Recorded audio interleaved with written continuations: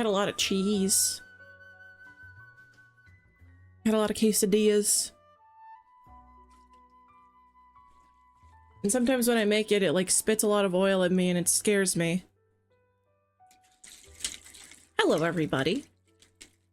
How are we doing today? I'm shaking my gamer cup. My gamer subs cup.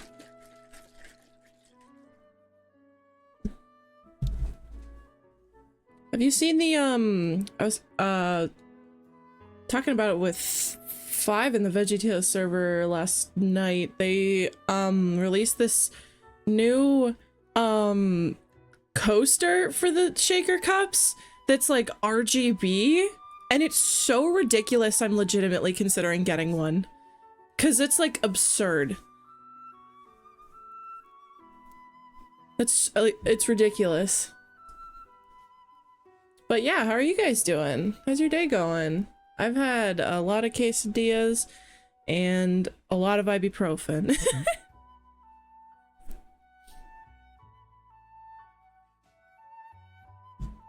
You guys' day's going okay? We're just gonna jump right into it. I'm gonna pause the music. Okay. And let's switch to the game. I'm back. Oh, right, hang on. Almost forgot.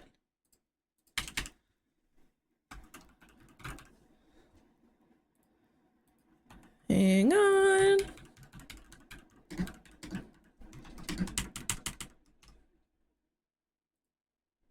There we go. Okay, there we go. Let's just jump right into it.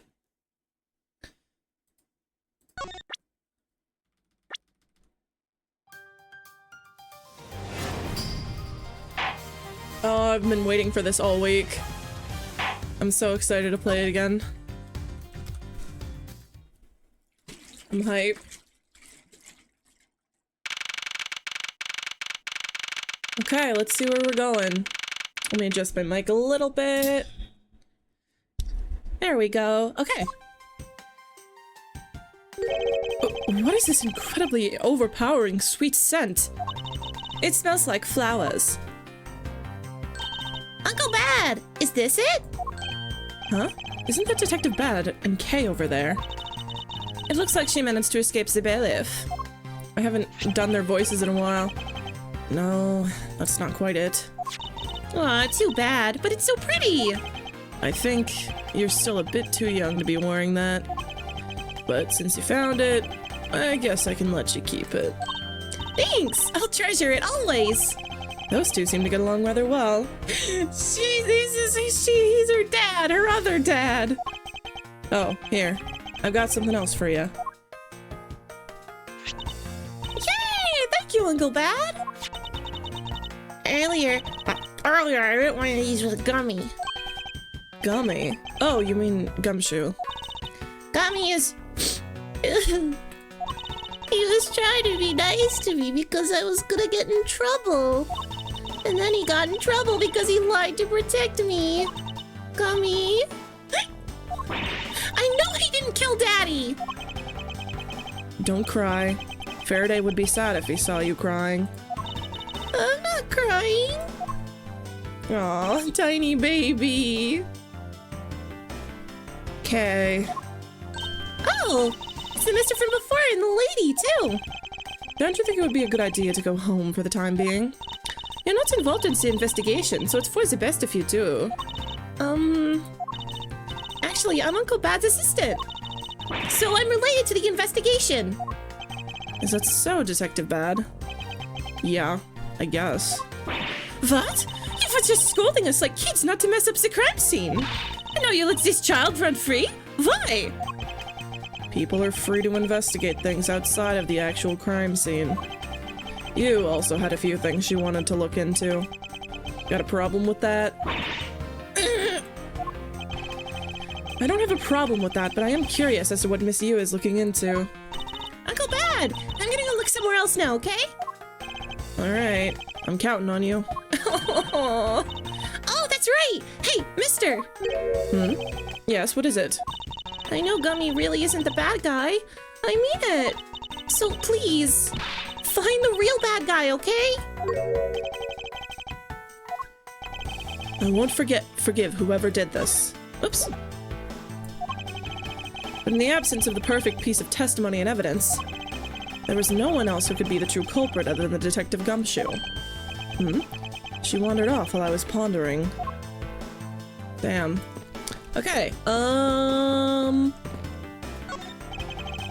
of the windows in this lobby is open as well.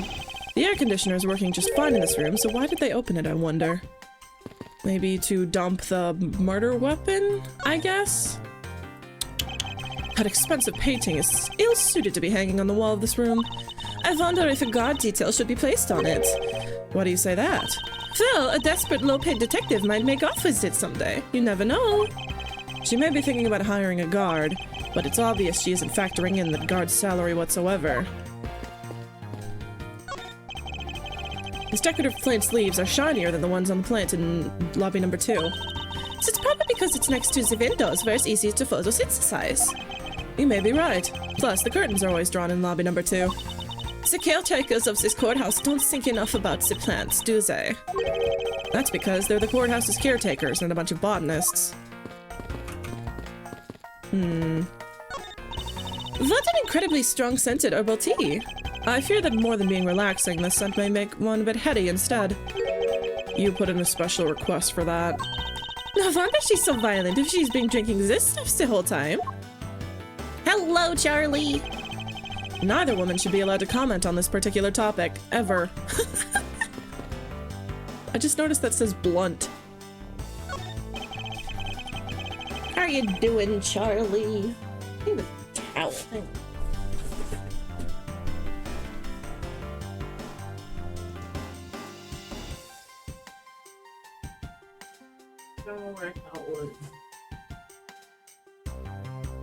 I'll find one later.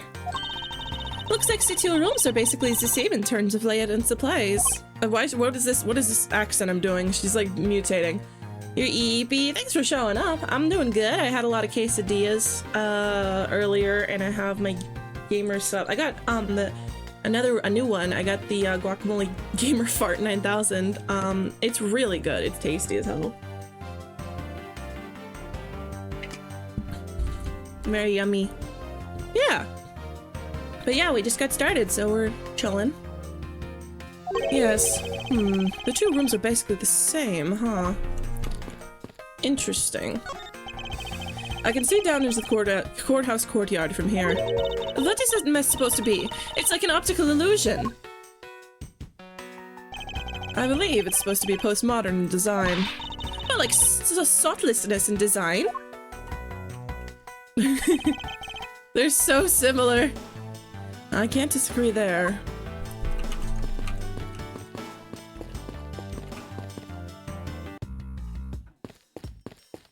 Anyone standing around? I'm curious. Oh! Hello, you.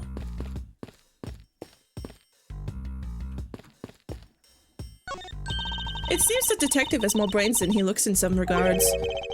Do you really think so?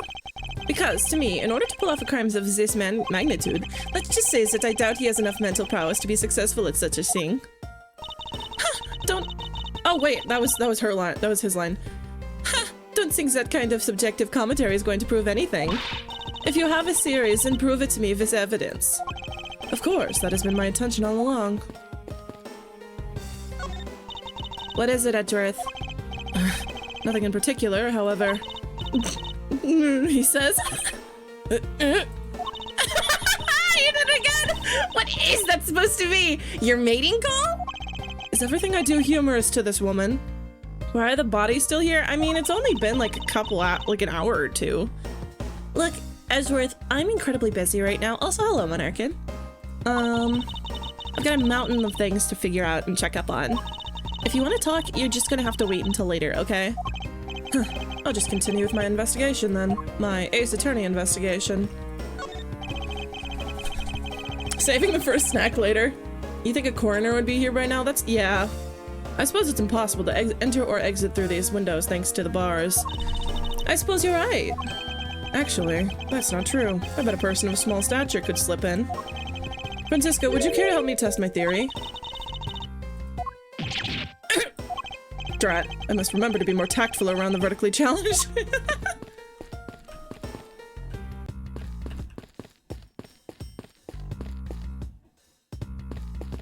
Just curious. Oh, hi, Kay. Oh, sorry, mister. I'm a little busy right now. Doing what?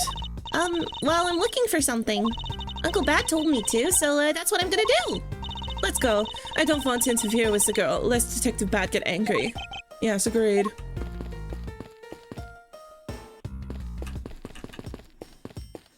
Yeah, okay, no one's here. Franziska needs to accept that she is baby. You think she's gonna do that? Okay, let's talk to you. Detective Bad, what exactly was Kay searching for? Nothing that concerns you, boy. Boy. Oh, and I suppose it has something to do with this Kay? It does, because she's Faraday's daughter. Anyway, hurry up and get to the point. I don't have time to waste. It sounds like you'd rather be left alone. I have something I'd like to confirm with you once again. I don't have anything to say to you. Nuh-uh-uh! Huh. Be that as it may, we still have questions that we need answers to. Now then, first of all, what is the overpowering smell that is permeating this room? Upon entering this room, I thought I was going to suffocate. It's that ultra-strong perfume Yu wears. She spilled some of it. I was having a bad time of it myself. I didn't think twice and opened the window, but that smell's still here. Perfume, huh? So the sweet scent in the air is perfume. Well, it's giving on quite a stench. I bet it's some cheap no-name brand. She said it's a famous brand from overseas. It's a knockoff. Yes, definitely a knockoff. No disrespect, but she forced one of those bottles on me. Here, little girl, you can have it. I was born for a much more expensive and refined perfume. However, seeing as how you just happen to have a spare, I suppose I'll take it. Mrs. you will hold on to this bottle without fail. Why can't she ever be honest about her wants? Perfume Angel. Holy shit, Angel, real? I was obviously named Angel, haha. So now we have the perfume Miss Yu wears. Just fantastic. Is that all you wanted to talk about? If so, I'm going back to an Ace Attorney investigating. Actually, I still have a few other things I wish to inquire about. Look at my badge? Does showing that off make you feel like a big, strong prosecutor? Of course not! I was simply proving my title of prosecutor to you. Where am I? I like rearranged my desk the other day, and now I've forgotten where everything else is.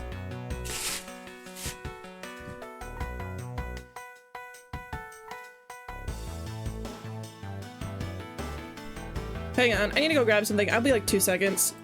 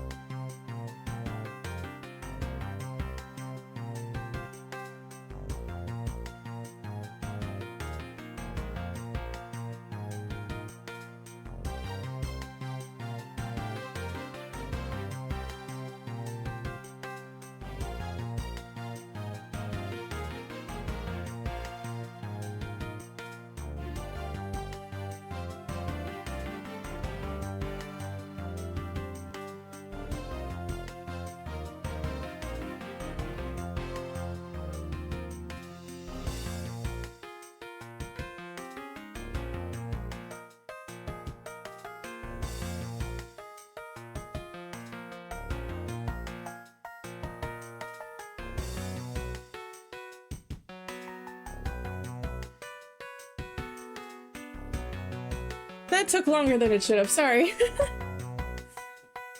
Okay. I'm back. One sec, I ran. Hang on.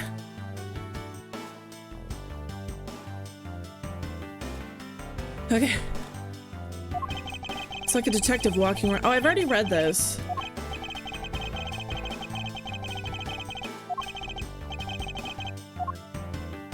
Yes, okay. So you were in this room the entire recess. Like I said. I made a call to the precinct to get that big lug down here. But other than that, I was waiting for the recess to end in here. At least your story is consistent. Earlier, you stated that you were in this lobby with Miss Yu. Yeah, I ran into her in the hallway. She said she wanted to talk to me about something, so we came in here.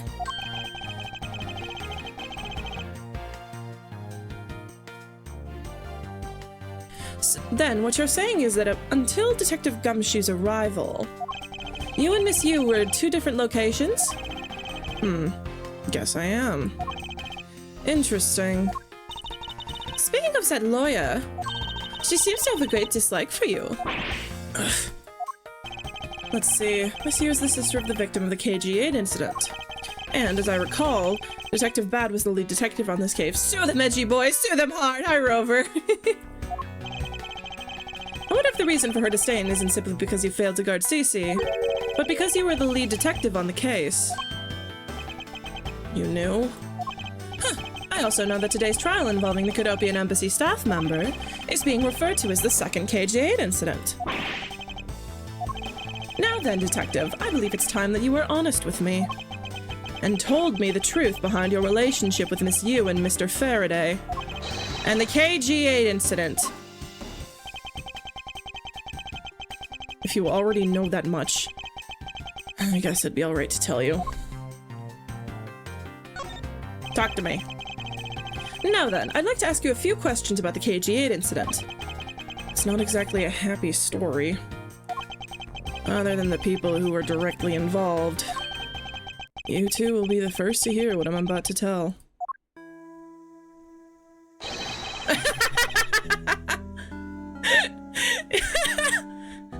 It can't be a cigarette! We can't have there be a cigarette in this game! People aren't allowed to smoke! We can't let the kids see him smoking! Are those bullet holes in his collar? Yeah, also in his tie it looks like. The honest truth behind the KG8 incident. Faraday, you, and I, as you already know, we 3 were involved with the KG8 incident. Faraday and I, we were originally on the trail of a smuggling ring. You mean the smuggling case involving one of the Amano Group's secretaries? Huh, that trial was just a front. A facade? Yeah, but the case became tainted. All because the witness who was going to testify about the Amano Group's ties to the smuggling ring, CCU, was killed. Then what became of the secretary who was arrested? His name was Colin Deveray. To be honest, the guy didn't know a thing about the smuggling ring. Just imagining him lifting his tie or something to take a bite. I'd take a bite. Yummy. But he confessed to knowing about it anyway. His face is incredibly asymmetrical. Deveray was probably being intimidated by the big boss man. Just another scapegoat. The boss man of the Amano Group? You can't seriously mean Mr. Ernest Amano. It can't be right. It's probably just Detective Bad's personal hypothesis. What is he trying to do, suspecting Mr. Amano of being involved with smuggling? I suppose it would have been quite difficult to secure an acquittal after he confessed. But the man who killed CCU, Manikochin, was a completely different person. But since he's already been acquitted of once of her murder, Mr. Faraday, how could you have let him go? Is it like a thing in real life? Where like, if you get acquitted once for a murder or something, you can't be tried for it again? Because I remember that was also a plot point in,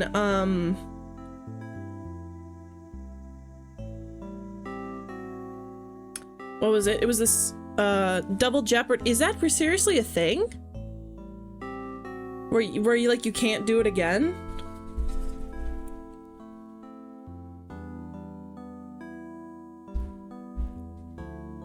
Once acquitted, a defendant may not be retried for the same offense. Huh. I'm just like curious how that law got passed, like how that... I didn't know that. That's kind of wacky. Oh yeah, because like, didn't they do the same thing for like, okay, sorry, I'm gonna bring this up, but like that's what happened to OJ Simpson, right? Like, they couldn't convict him on the murder, so when he got arrested for shoplifting, they just gave him a huge sentence because it was like, oh, we'll give you this sentence for the shoplifting. It was the murder. That's why that happened, because they couldn't try him again for the murder. It's to make sure the government can't just repeatedly try it again for a conviction. I guess that makes sense, yeah.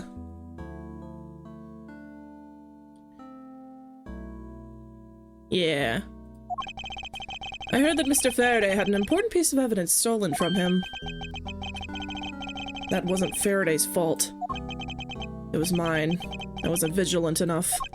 Faraday, CC, was supposed to protect them both. Miss Yu did mention that as well. About how Detective Bad was supposed to guard her sister. Do you think Bern Faraday and Tyrell Bad ever explored each other's bodies? But even I was supposed to protect them.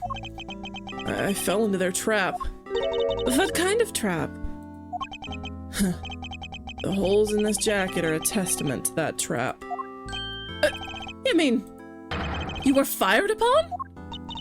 You were shot at that many times in one gunfight? No. Only about half of these are from that case. But the reason I continue to wear this jacket is to remind myself of the lessons I learned from the KG-8 incident. I see. I couldn't protect CCU, and the suspect was found not guilty. We had hit a brick wall, as far as the law was concerned. And that's when she came into the courtroom, the victim's sister. That's when I first met Callisto Yu. About when you first met Miss Yu, it was on the day of the verdict of the KG-8 incident was handed down, was it not? Yes, Faraday and I. We apologized her from the bottom of our hearts. It was all we could do, but just saying you're sorry won't bring my sister back, she said. And then she gave me a hard slap across the face. Well, she certainly had a lot of self-control to stop at just a slap. If it was me, not even 100 lashes would have been punishment enough. Ah! I suppose not. You said it herself. That she never wanted to see either of us ever again.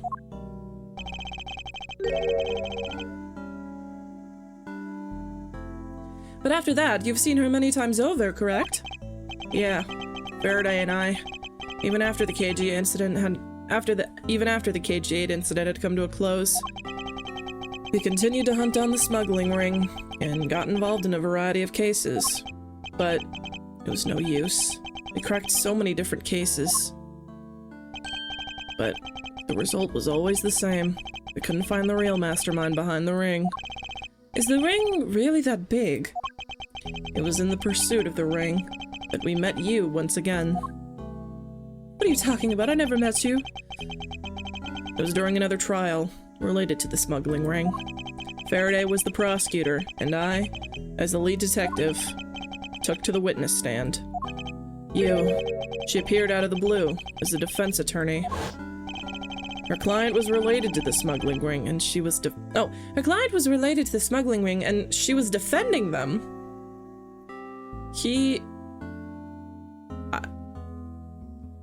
They're so mad. They're so pissed off. Yeah. Yu was pursuing the ring as best as she could as a lawyer. I think she defended Rel this time for the same reason. Come to think of it, Miss Yu did say something to the same effect. I have my own agenda. I'm still on the hunt for leads regarding the KG-8 incident, alright?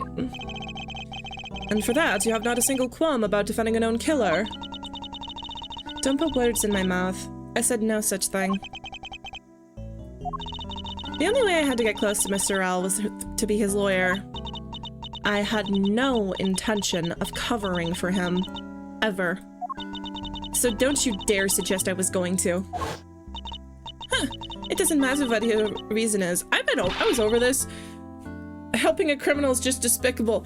I was over this last time. She wasn't doing her job.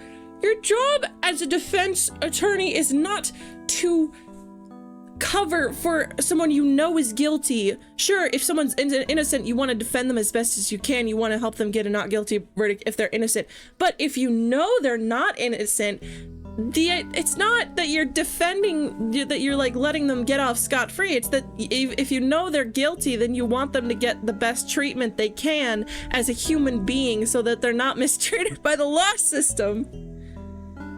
I was over this last week. I'm gonna die here. Helping a criminal is just despicable. What is the human rights? What is due process? You're so naive, little girl. Yeah, there you go. I could have stolen this lollipop from you. That's how naive you are. How dare you insult the daughter of Ivan Karma? Just like us, you had felt that she had hit the limit of what the law could do. That's all. The law is merely a tool. There is no limit to it, only the skill of the craftsman. That's a good point. You two are still too young, but one day you'll know what I mean. We can't expect God to do all the work. But enough sidetracking. Did you kill people?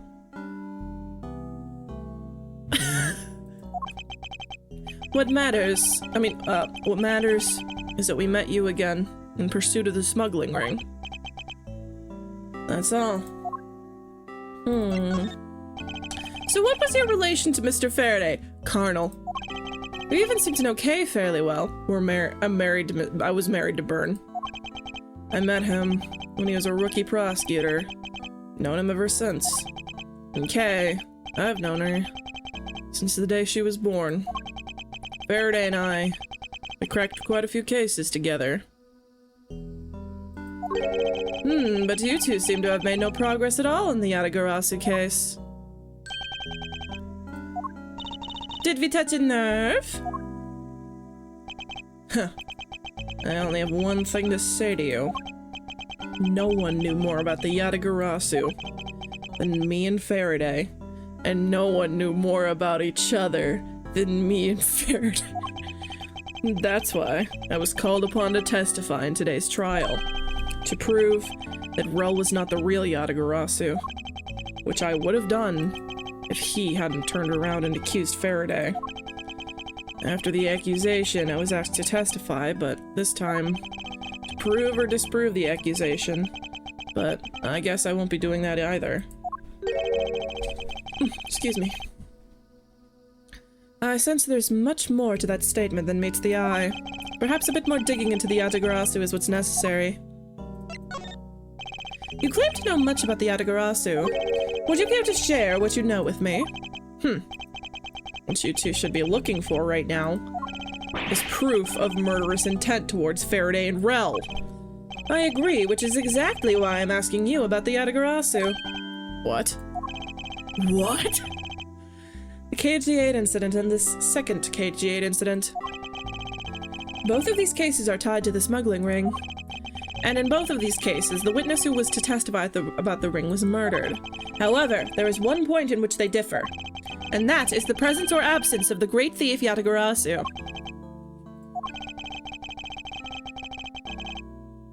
Mr. Rel claimed to be the Yatagarasu. However, in the middle of the trial, he suddenly declared Mr. Faraday to be the real Yatagarasu. Then, during the recess, they were both killed. Don't you find that to be at least the least bit odd? How's Edgeverse? Stop beating around the bush and just spit it out already! I believe that there must be some reason that the two men suspected of being the Yatagarasu were both killed at the same time. A reason? And so, in order to catch Mr. Faraday and Mr. Rel's cold-blooded killer, I feel that I need to learn as much as I can about the Yatagarasu. It'll help you solve this case. Then I'll tell you. I'll tell you the reason why we've never caught the Yatagarasu. What was this sudden outburst for? You almost made me whip you by accident. It still accidentally whipped me anyway.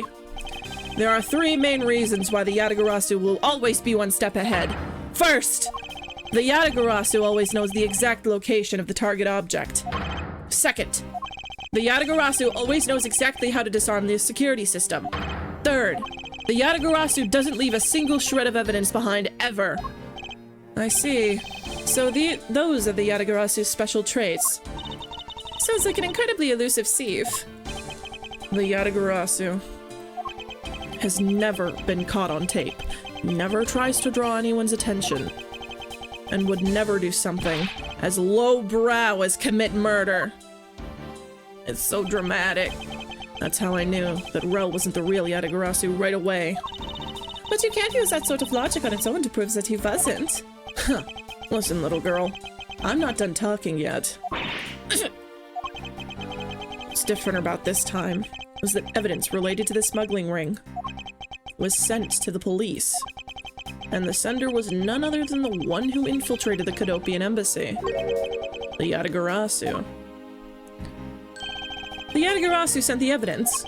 Until now, the Yatagarasu would always publicize any corrupt dealings through the mass media. But not this time. The evidence this time was something only Faraday and I, and a select few others knew about. In that case, how can you be so sure that it was the Yatagarasu who sent it? That's easy. A special card that only the Yatagarasu uses was attached. That's how I can be so sure. And just what sort of card is it? Here, take a look at this. Take a look at this article. Whenever the Yatagarasu wants to publicize something, a white card is sent along with the stolen information. Someone could really easily copy that though, right? But when we questioned, wasn't the card that we found in Edgeworth's office black? That's not right. But when we questioned Rel about what was sent along with the white card, Rel had no idea what it was. Ah, and that's how Detective Bad knew that Mr. Rel was a phony. Thank you very much. I have a much better understanding of the Yatagarasu now. Huh. Excuse me, Mr. Edgeworth. Yes? His Honor would like to transfer the evidence from today's trial over to you. So if you could please head over to the courtroom, it would be much appreciated, sir. Understood. I'll be there shortly. Detective Bad, what does the law mean to you? There's also a decade-ish long gap. Yeah, it could have been sent by Kay. I don't know. Finding the answer to that question is the only reason I'm still alive. Hello? I became a prosecutor to find the answer to that question myself, and to play a part in ensuring that all criminals everywhere are found guilty.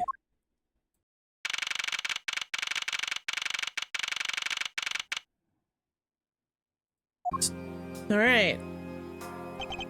Oh, it's you, Mr. Edgeworth. It appears that His Honor is still a bit dispirited. For the first time today, I experienced what it's like to stand at the witness stand. I now have a greater appreciation for just how hard it is to give testimony.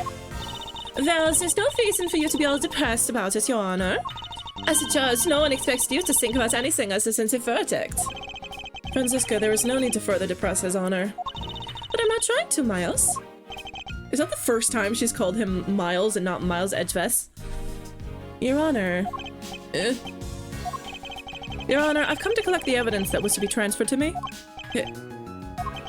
Your Honor. The evidence? Your Honor! Oh! Yes, can I help you? I'd like to collect the evidence now, sir. What was that? Your Honor, do you think you could stay focused long enough to at least do your job? Yes, I'm sorry. And I would, except the defense attorney has yet to arrive. She's busy with the investigation, so let's keep this brief, shall we? Very well. In that case, please confirm that all the pieces of evidence are present. Furthermore, the evidence that was used in the murders of Mr. Faraday and Mr. Rell are also included, so please go ahead and use them in your investigation into their case. Understood, Your Honor. The pieces of evidence that were used in the murder of these two men. This could be a very good chance for me to find new leads regarding their case. And maybe even something that will finally lead me to the truth. I've placed all the evidence over at the prosecutor's bench for you. I see. Thank you very much. I will go and confirm that they are all accounted for. Okay. Ah! No, please!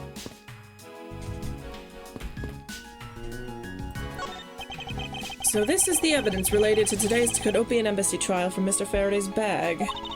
He means the evidence bag that was on the table in lobby number 2, right? Yes. Finally, we can now take a look at the evidence itself, not just data about them.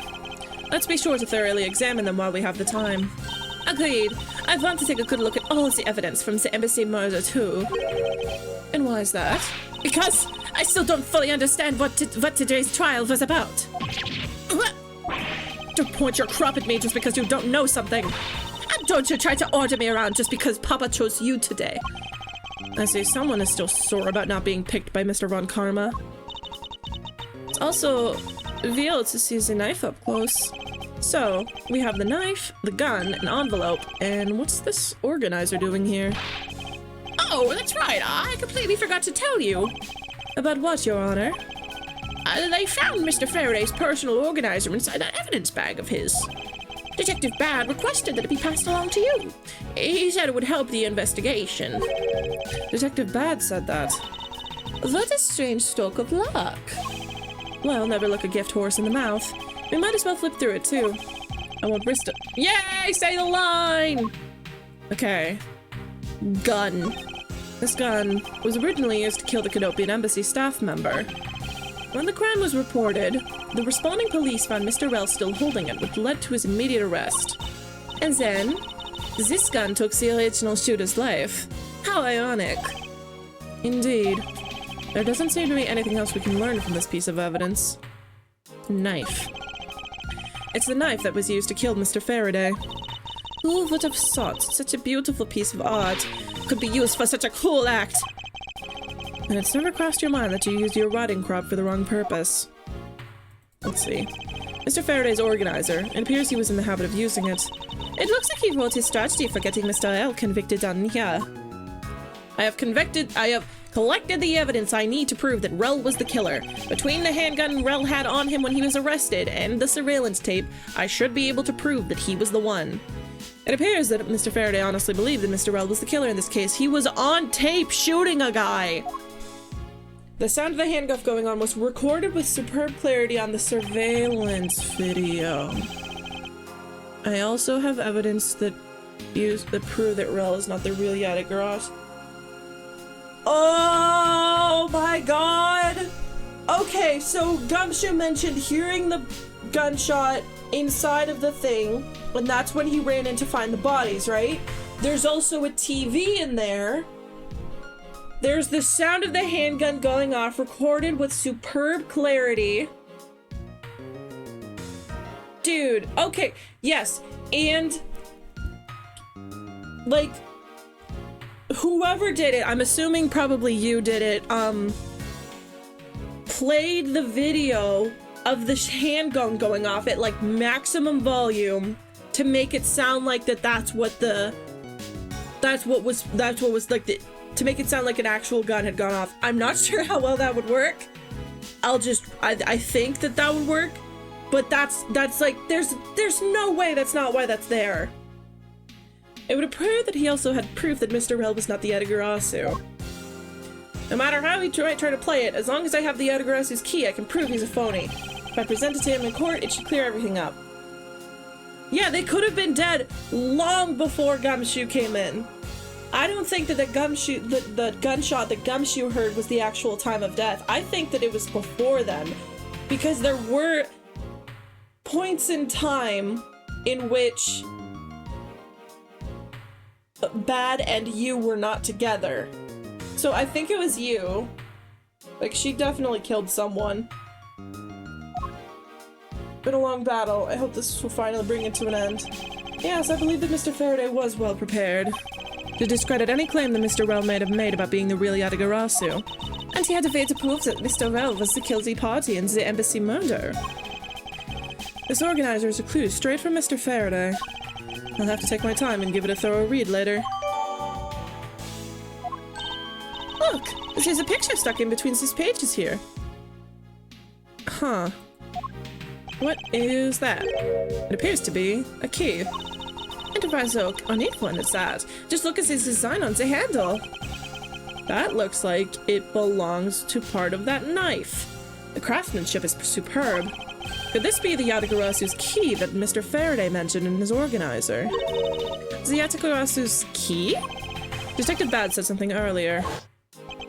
What's different about this time is that evidence related to the smuggling ring was sent to the police, and the sender was none other than the one who infiltrated the Kadopian embassy, the Yatagarasu. The Yatagarasu sent the evidence. Until now, the Yatagarasu would always publicize any corrupt dealings through the mass media. But not this time. The evidence this time was something only Faraday and I and a select few others knew about. Mr. Faraday must have been trying to keep this secret key safe. As the prosecutor on both the Yatagarasu and smuggling ring cases, that's to be expected. That looks like it was part of that knife. That's odd. That is it. Mr. Faraday didn't mention anything about a knife in his organizer. Oh! Okay, I see. You probably just, like, twist it up. Yes. And then the key is right there. Yeah, maybe, like, press that. That's obviously the same thing. You can see, like, the gold sticking out and, like, the pattern is the same. Like, come on. Come on. The knife is there. And see, there's like a split down the middle, so it's like, yeah. It certainly is odd. The weapon that was used to kill the Kadopian embassy staff member was the gun. What if that's the case? And where did that knife that was used to murder Mr. Faraday come from? Isn't it obvious? It was brought into the courthouse by Mr. Rowe. Is this the only logical conclusion, right? No, because it's not that easy to smuggle a weapon like that in here. Every person who enters the courthouse doors is checked thoroughly for contraband. Furthermore, the suspect was handcuffed, making it impossible for him to bring a knife as large as this inside. In that case, how do you suppose this knife ended up inside the courthouse? I need to think carefully here. There's nothing related to the knife written anywhere in Mr. Faraday's organizer. It has the same flower symbol! However, it is the fact that this knife came from Mr. Faraday's evidence bag. Conversely, there's one item listed in Mr. Faraday's organizer that no one has claimed to have seen today. Yeah, I know what it is! Miles Edgeverse, can I take the facts as you have yet to answer me? It means that you don't have the answer for me? Actually, I do know the answer, Francesca. What? What is it? One of the pieces of evidence we've been holding has been hiding a secret of its own. And it was through this piece of evidence that the knife was brought into this courthouse. Yeah. Take that! This Yatagarasu's key that Mr. Faraday mentions in an organizer. Oh, it doesn't have the same flower symbol. I think I'm just stupid. But it is the exact. This is how the knife was brought into the courthouse. You're not making any sense, Miles Edgeverse. You just need to look a bit closer, Francesca, to see what I mean. Don't the color and ornamentation of the key's handle remind you of anything?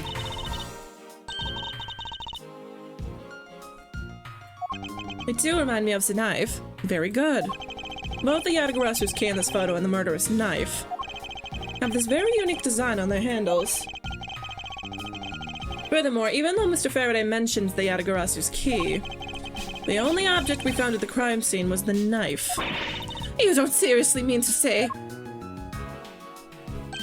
It appears that you finally got up. And yes, I do mean to say that these two pieces are, in fact, one and the same. But this impossible! No, it's not. Even if that is what you believe, we should still investigate this impossibility. Now then, let us examine this knife in a little more detail. Yeah, God, there it is. The key was the blade! A keyblade, if you will! Holy shit! It's a weapon that was used to kill Mr. Faraday. The handle and the blade itself both have beautiful designs worked into them. Look, there's even a flower-shaped design in this gold section here. If this hadn't been used as a tool for murder, I'd want it for myself. She seems to be drawn to the embellishments. Too bad this isn't mine to give. Oh, what could it be? Oh, what could it be? There you go. I can't believe it turned into a key! To think so was such a trick to this thing! So the weapon used to kill Mr. Faraday is actually the key that the Yatagarasu stole. This piece of information is more critical than anything we've learned up until now. Frankly, I'm shocked! Mr. Faraday only mentioned the key aspect of this piece of evidence in his organizer. It's possible that he had no idea that the key was hiding a knife blade inside. Phoenix Wright confirmed for Kingdom Hearts 4, holy shit.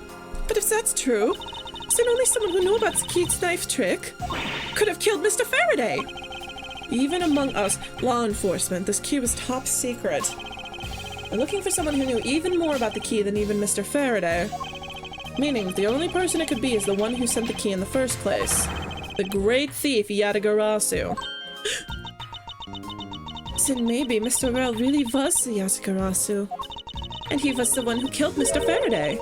Is this a fun possible scenario? No, not really, especially since Mr. Faraday was absolutely convinced that Mr. Rell was not the Yatagarasu. Just popping in for the last few minutes of my break, have fun solving. Yeah, thanks for dropping by, Soul, right? It was good to see ya. But when we questioned Rell about what was sent along with the white card, Rell had no idea what it was. I see. Alright then, I guess the person who knows this trick behind this key is someone else, and this person is the real Yatagarasu. Seems that this key truly is the key. Is truly the key to solving this case. Inch string. I took a quick look through these documents before the trial started. Well, I wasn't even afforded the opportunity to skim it. I suppose I should explain it to you then. Yes, you should. Perfectly and in its entirety, if you please. On the night of September 8th, an embassy staff member was killed in front of the embassy. Would Edgeworths be Phoenix's nobody or heartless? I don't know enough about Kingdom Hearts to answer that effectively. I wish I could give you a clear answer, but I haven't played enough. I've only played a couple of the Kingdom Hearts games, and I still haven't gotten to Kingdom Hearts 2. So I'm still not completely familiar with what a heartless or a nobody is.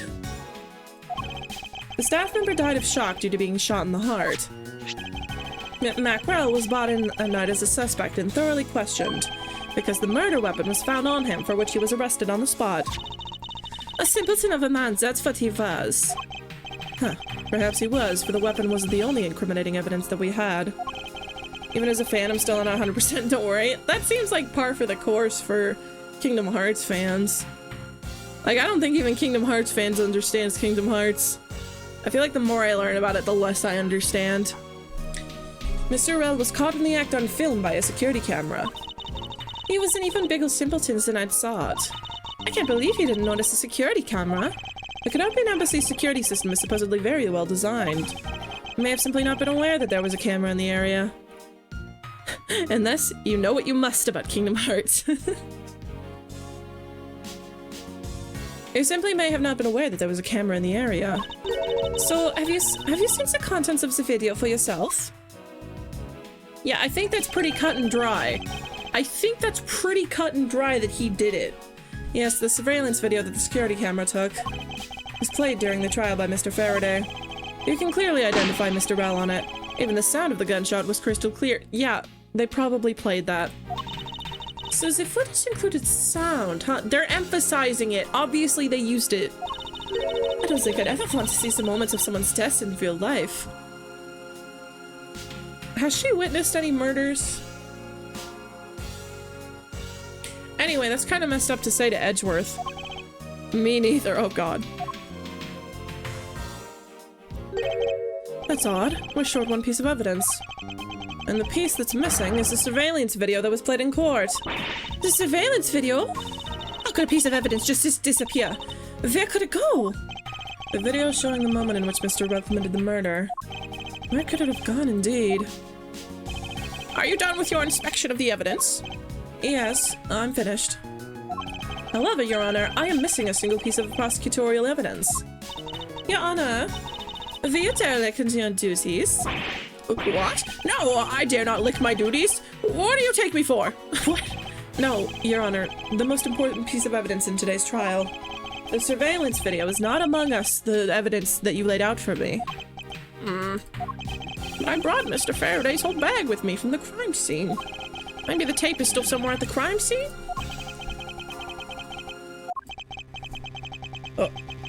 Oh, there's something wrong here. Something about this missing piece of evidence.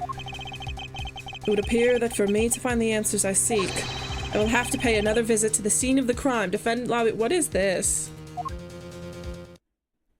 I never got a chance to look at that. No way. No way. No way! It's him! That's Detective Bad, but who is he with?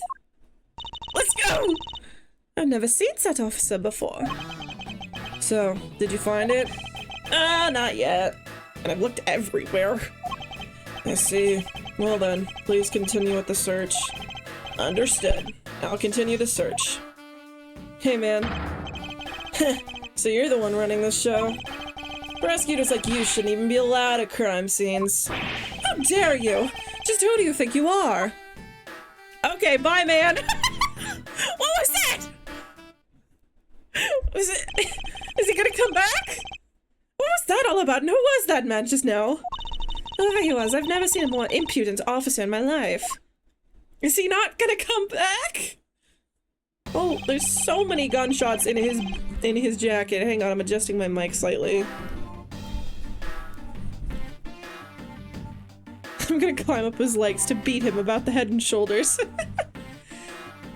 Does he even know that we're standing right here behind him? Oh god. I'm dying. I know you're standing right behind me. What do you want, kids?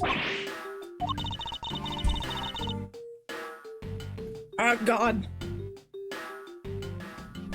Sorry. It looks like you were paying attention after all.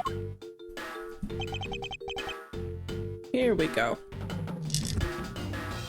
Of course I was. I have eyes in the back of my head.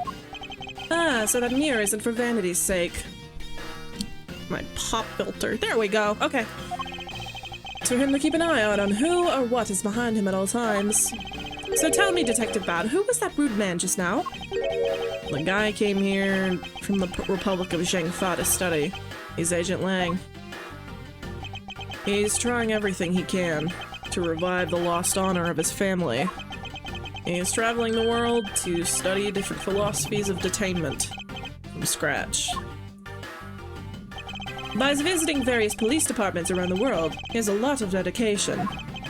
He's still just a rookie cop, but I sense a strong grudge of some sort from him. The guy's more useful than Gumshoe, even if he is rude. Well, he sure has a lot of guts to come to this country and give prosecutors a bad time. I agree, however, I can think of one young lady that statement also applies to. Anyway, what was that agent looking for, Detective Bad? Ideas that this little girl was poking around in lobby number 1 as well. Like I said before, it's got nothing to do with the two of you. I highly doubt that. It has nothing to do with me. Huh. Fine. If this is the game I must play, then I will take this opportunity to draw out what he's been hiding and what happened in this room straight from him. It's in here. That is one tiny TV. Detective Gumshoe was rather shocked at this, and he said it is huge compared to his own. Ha! Anything you compare with something he owns will always seem grandiose. Speaking of grandiose, I'd say the ego of yours could use a little deflating. It's in there. It's in the VCR. I feel it. I suppose it's impossible to enter or exit through these windows thanks to the... Oh, I've already seen this. I've already seen this.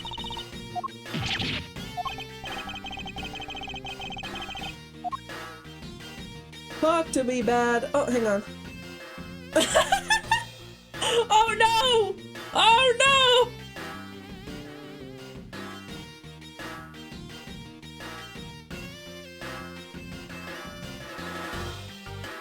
It got held for give her head. No, no, no! Earlier, you were in lobby number 1, and now you're here in lobby number 2.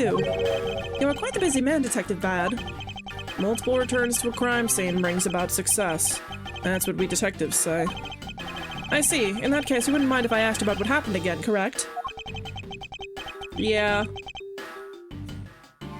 I don't have anything left to say to you, boy. Boy, you see? You'll see. I will draw my answer from you one way or another. We'll just kill you to help us even a tiny bit in our investigation. I gave Faraday's notebook to the judge earlier. That's help enough, don't you think?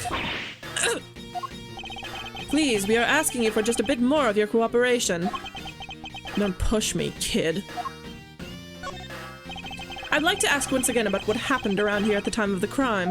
Oh, hang on.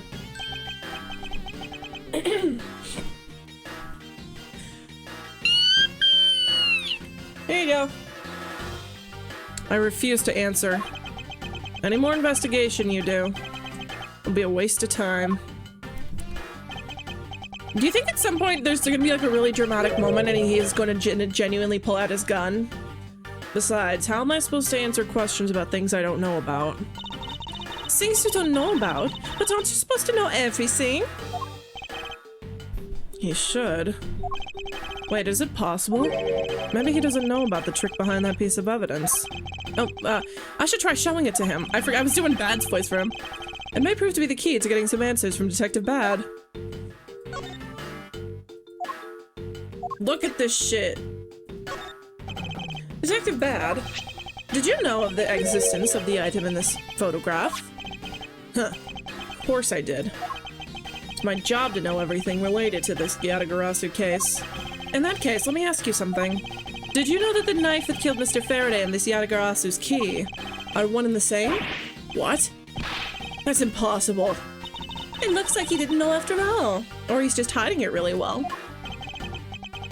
Hang on.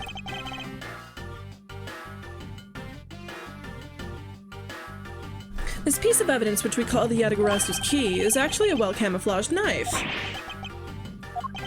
Mr. Faraday was planning to use this Yatagarasu's key to prove that Mr. Bell was not the real Yatagarasu. Isn't that correct? I guess so. However, Mr. Faraday had no idea it was in fact a knife. Yeah. I have to admit, neither one of us knew that fact. And if neither one of us knew, then no one in law enforcement knew either. How did we miss something as big as this?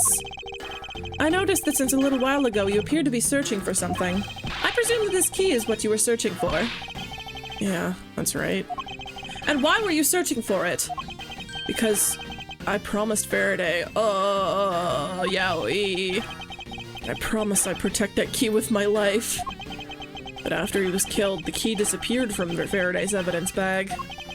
Who would have thought that the key is what took Faraday's life? Detective Bad? So that we may find the truth, please testify for me once more. This is, doomed yowie. Alright. But it doesn't matter how many times I tell you about what happened. Nothing will change. Talk to me. Detective Bad, I ask that you please testify once more. Oops, I opened the wrong tab. About what happened in lobby number 2 and what you experienced in lobby number 1. My answer is still the same. And this is the last time I'm going to do this. That's fine, because I only need this one last time to clear everything up. And find the truth behind this case. Oh! Oh-ho! Let's go! I was in lobby number 1, talking with you. We were talking about some trivial things. I heard the gunshot right before the trial was about to reconvene. When we heard it, you and I immediately dashed out into the hallway together. I saw Gumshoe goofing around there, and then we all ran into lobby number 2. It sounds like the exact same story he told us before. Indeed. However, I feel that we have yet to draw out all the information that we can.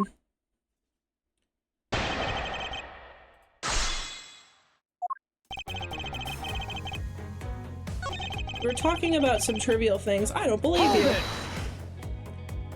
I was hoping you could expand on what exactly we're discussing with Miss Yu. Trivial stuff. There's nothing important. That's for me to decide. Alright, I suppose that's for him to decide. Moving on then. Hold it! Until you heard the gunshot, did you notice anything else that was out of the ordinary? I didn't hear any other strange sounds until that gunshot. If the gunshot that Detective Bad heard was really the one from the murder, that would give the other piece of evidence an entirely different meaning. Wait, what? I asked that you please amend your testimony with that statement just now. Sure. I didn't hear any other strange sounds until that gunshot.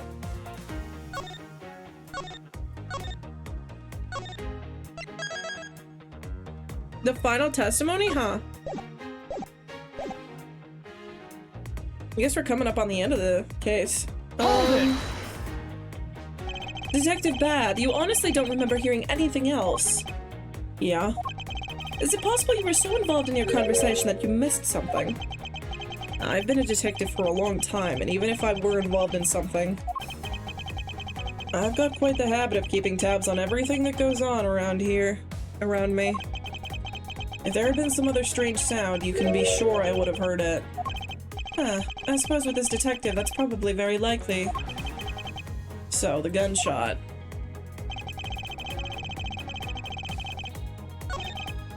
I didn't hear any other strange sounds until that gunshot. Okay, what do we have? Other than gunshot, didn't hear sign of a struggle. Wait! Hang on. Objection! Why didn't you... Detective Bad, does this balloon fragment remind you of anything? It's the same color as the one Kay was holding. Oh, so you know about that girl's balloon? Yeah, I was sitting with her up in the gallery. During the recess, just before we split up, I filled that balloon up for her.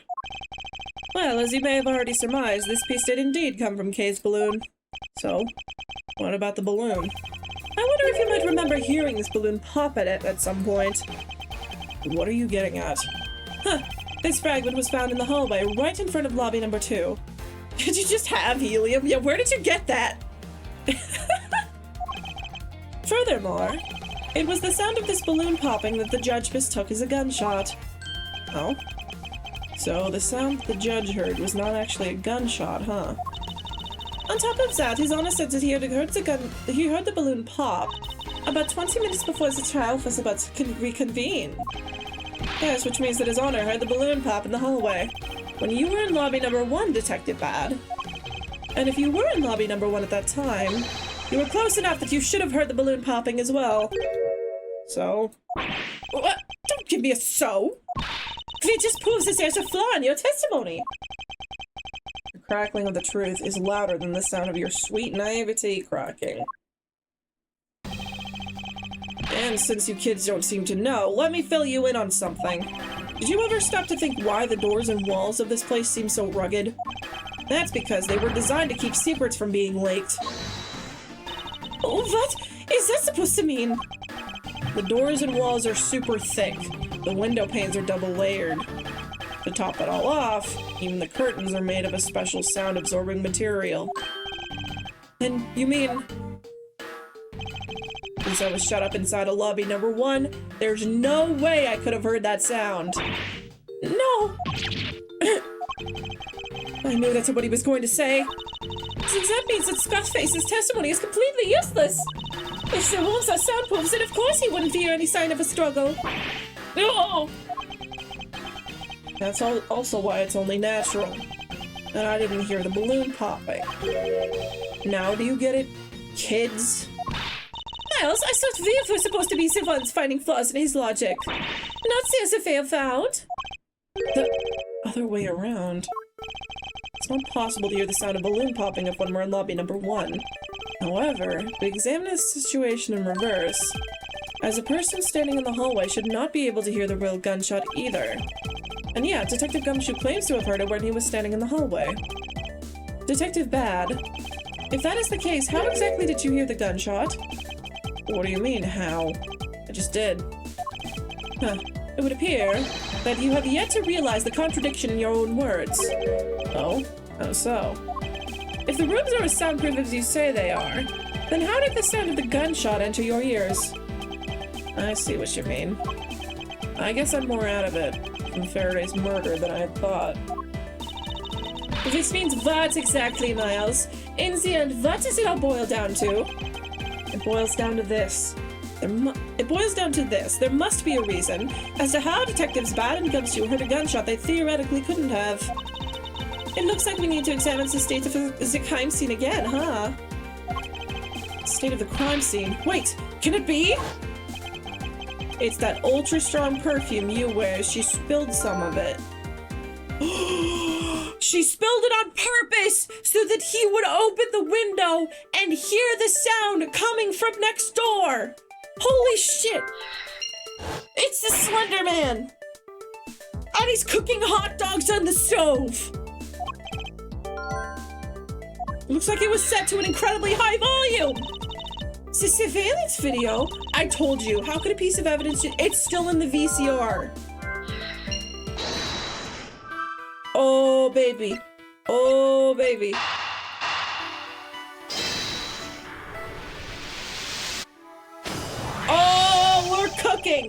We're cooking with gas!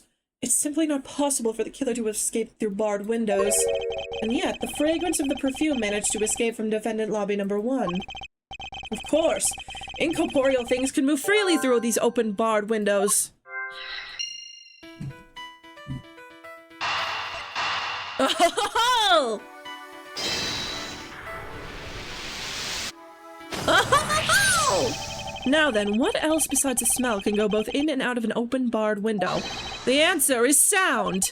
So no matter how careful the killer was, if the windows were open, the jig would be up.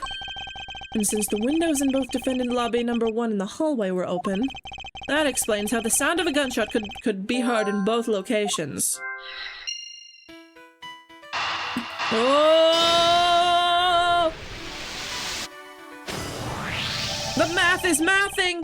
The missing piece of evidence is a video that shows the moment in which Mr. Rail killed the embassy staff member. The sound of the gunshot left quite an impression on me when it was played during the trial.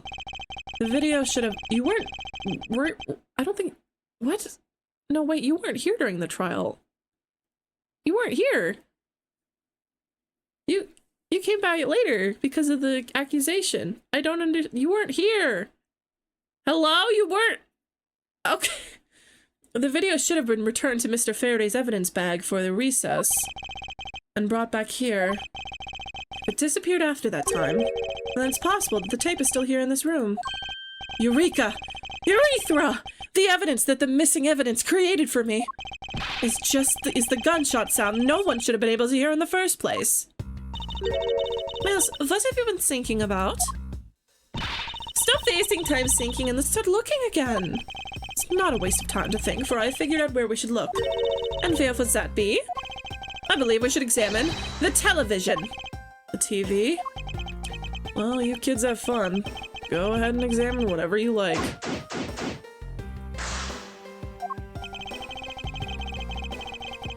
Yay, said the line.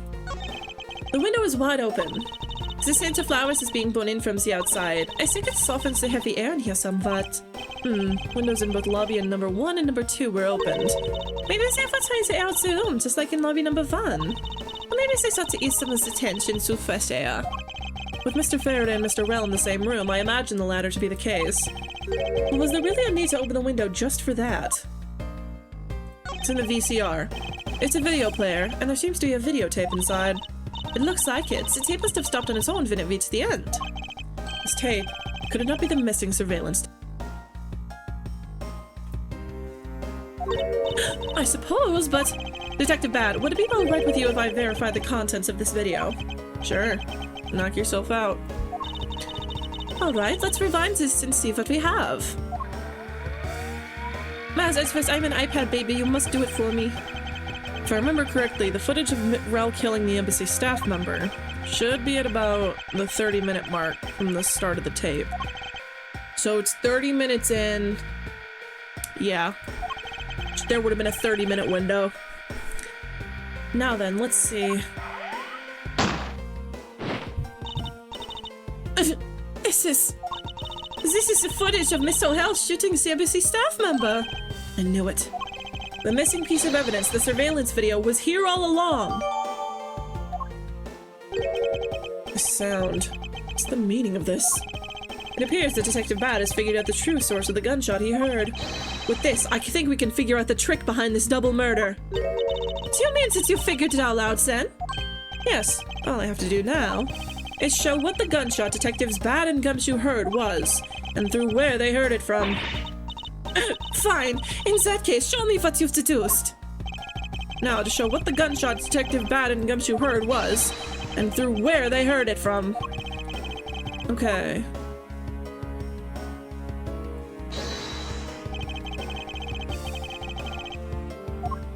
Wait. Hi, Vince! Hello, Vince! Holy shit! You my image? Yeah, it's my Ace Attorney Sona. Charlie drew it for me. How are you doing? Yeah, I'm like Bishonen. I'm trying to figure out where. Okay, hang on. I'm trying to like math this out. Here. There we go. If the doors and windows to the crime scene, namely this room we're in, were closed. I've been lurking for a hot second. Yippee! Thanks for coming by. It's good to see you. The killer could have used the gun and no one would have been the wiser. That's true. This courthouse does seem to be well designed for such a scene as it were. However, what happened in reality was... Yeah, I figured it out. I figured it out long before. My brain is braining. Detective Gumshoe, Detective Bad, and Miss Yu. All three of them heard the gunshot. Well, the windows in lobby number 1, number 2, and the hallway was open. So naturally, the people in those locations could hear it. Ah, but then why would the criminal open the window in the first place? To allow the gunshot to be heard, I suppose. Correct. Yeah, if it was whoever I'm assuming it was Callisto. She set it up on purpose to give herself a window of an alibi. So she would be seen with Bad at the time of the gunshot so that they would not assume that it was her. And in reality, they said it was 30 minutes from the start of the tape until the end. So there's at least a 30-minute window. At the very least 30 minutes. But why was it necessary in the first place? I want a real answer, Miles. I demand satisfaction. That's two times you didn't just call him Miles Edgefest. Very well. I believe the killer wants to manipulate our perception of a certain fact. What was it the killer wanted to manipulate our perception of when the crime took place? The killer wanted to fabricate the time of death to their precise wishes, and they used the gunshot in the surveillance video to do so. Oh, baby. So that's why the tape was left running.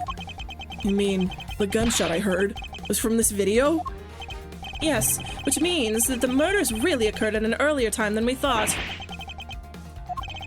It must have been during the recess, but before Detective Gumshoe was on guard duty. Someone who has no alibi for that time period and planned this crime out in advance. That person is the real killer. Yahoo! Woohoo! I just saw you open up Final Fantasy XIV, Prince. Mr. Edgeworth! Yes, what is it? Mr. Yu is asking for you. She's in the courtroom. She says that she's identified the murderer, but she wants to clarify something. It looks like Miss Yu is still investigating something. Understood. Please tell her that I will be right over. I'll come along. I want to hear what she has to say. It would appear that the time has come to uncover the truth. Cloud made comment in VR chat? What? When? I want to see the model. I don't want to play VR chat. I should play. I want to see it. I want to see it. Holy shit, that's awesome. Hang on. Send it and I'll pull it up on stream. I want to show people comment.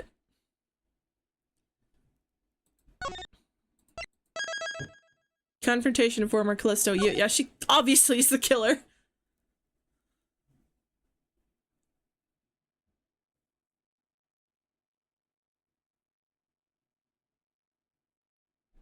I want to play VR chat. I don't know why I haven't played it. I think I'm just like, oh my god, this is so cute. Hold on. Look at this. Look at him.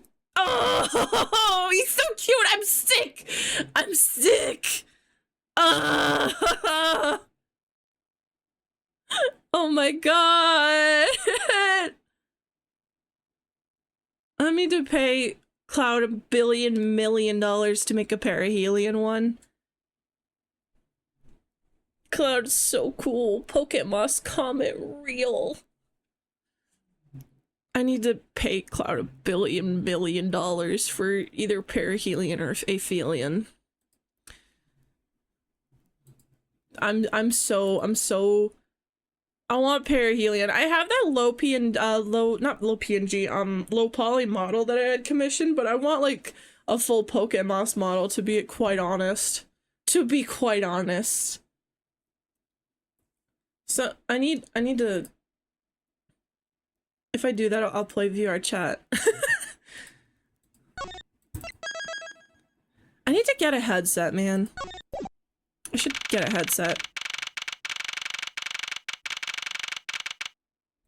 If you're not familiar with who Comet is, it's an AU version of Emmett that Prince made, and I love him so much. This baby!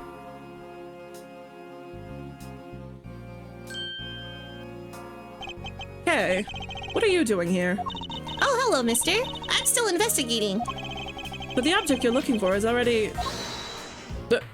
Okay, don't mind him. Please continue with your investigation. He's just trying to give her something to do. Okay, you got it. Detective Bad, haven't we already found what you were looking for?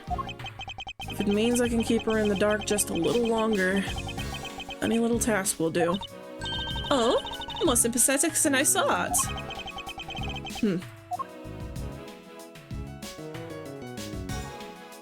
Is this what we're doing? I've been waiting for you, Edgeworth. I've also been waiting for the moment in which we can finally lay this case to rest. The moment in which he can finally lay this case to rest? Wasn't that when we placed Detective Gumshoe to rest? I think we've more than solved this case already. Don't you? We'll see. It all depends on whether or not your logic holds. Look at her go. Look at her go. This... Listen, I talked about this. This design... Like, what is going on with the jacket colors? What's going on? Just get a better fit, girl. I love the earrings, though. Oh, I see we even have a viewer in the gallery. Why, even Mr. Bad is here. A viewer in the gallery? I'm hardly just a bystander. I have a duty to see this case through to the end. No matter how it turns out. Oh? Is that right? Anyway, I thought you might like to hear what I've slaved away to find out. I almost said shaved away. That's not right. I've taken statements on every single person's movements during the time where our suspect was in the hallway. I also confirmed that there's no possible route of escape from lobby number 2. Therefore, the killer must without a doubt be Detective Gumshoe. And that's all you have? Yeah, that's all there is to my conclusion, in this case. Sorry, but I beg to differ. In a trial, there was always time for a rebuttal, and we are standing in a court of law. It'd be more than appropriate to follow the rules of court in this case, don't you think? Oh, absolutely, like a rookie to think such a thing.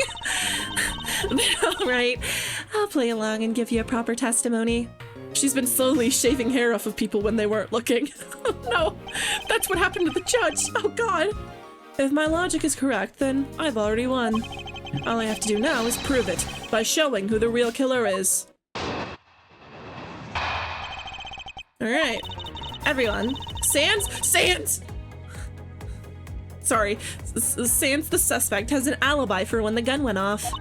Furthermore, the areas around the crime scene have already been investigated, right? I also confirmed that there's no possible escape route from lobby number 2, which leaves us with an unshakable conclusion that, Detective Gumshoe is the killer. Her earrings are so slay. The jacket is a mess, though. Everything, like, the jacket, but the earrings, her hair, she is serving, she's slaying. Now that you have your testimony, I expect a good rebuttal, Edgeworth. Huh, but of course. I love her big-ass forehead, yeah. People need to, like, big-ass foreheads and character designs do actually, they are good. There is no need to confront her logic head-on right now. I should instead focus on drawing out any trump card she has up her sleeve. Alright. Okay, Sans, okay, press. The suspect, but I thought the Detective Gumshoe's alibi had already been proven. Are you joking, Edgeworth? I assure you, this is no joke. Look, I know you heard from the judge earlier. The detective was in the hallway with Mr. Faraday's daughter eating a Swiss roll. Yes, that is correct. But see, that was 20 minutes before the real gunshot went off, right? And the problem is, there's no one else who can corroborate with what he did since the snacking. Huh. I say she's done her research well. Which means that I should focus on drawing out whatever trump cards— yeah, you already said that. Okay. Hold it! Faraday. Whether they have been thoroughly investigated or not is for me to decide. The scrunched eyebrows on your forehead and the scrunched eyebrows and lines on your forehead are bad. Anyway, even if you believe that it hasn't been exhaustive, the crime scene, lobby number 2, there's no way out other than the hallway Detective Gumshoe was standing in. And because he claimed to be there, that makes him the only possible suspect. But isn't it also possible that someone escaped through a window and into the garden? The first place everyone looked silly. The police aren't a bunch of lazy bums. They looked into every possibility, you know. Isn't that right, Mr. Bad? Yeah. There wasn't a scrap of evidence to suggest someone used one of the windows. There also weren't any footprints or anything in the courtyard garden. I suppose they really did check everything that could be relevant to the case. Okay. Hold it! Are you absolutely positive that there are no possible routes of escape? Of course I'm sure. And why are you so certain? This is a courthouse, the place where criminals are brought to be judged. If there was an escape route, I'm sure every criminal would be using it to escape. It's just common sense. As is verse, I suggest you use a bit more of it in the future. Alright, and let's see. Hang on, I got a cough. Okay, there we go. You might think it's unshakable, but to me there are still too many unanswered questions. For example, who was it that placed the gun in Mr. Faraday's hand? But you're the only one still wondering that! Detective Gumshoe probably had no idea which hand Mr. Faraday used to write with. Even if you know someone, it doesn't mean you'll know which hand they write with, right? I mean, I certainly don't care about that sort of thing. Huh. I'm not about to let her get a rise out of me with such a flippant statement. I suppose we've really reached the end now. I've already had my trump card ready. All that remains is to play it. But before I do, I think I should inquire into a little something about her argument. You said earlier that you confirmed the alibis of every person other than the suspect. However, I don't recall either Francisco or myself speaking with you about the subject. But there were witnesses. For you, there's your mentor who gave you an alibi. I see. As for the little missy, she came to the courthouse during the recess. It was stopped by a security guard at the turn in the hallway. She gave him quite a rhythmic for that. Alright, so I heard. I'm the daughter of Manfred von Karma, and I will not be forcibly stopped by a guard, or a bailiff, or anyone else. Wait, so basically the only reason Francisca bothered to show up today was because she found out that I was to be the replacement prosecutor.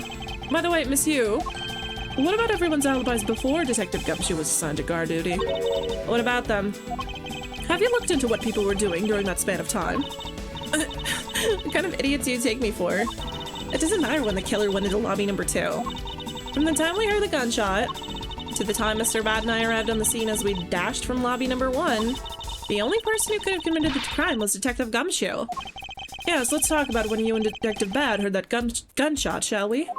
I suppose that if we go by your logic, then Detective Gumshoe is the only one.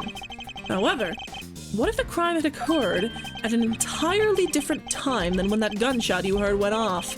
What then?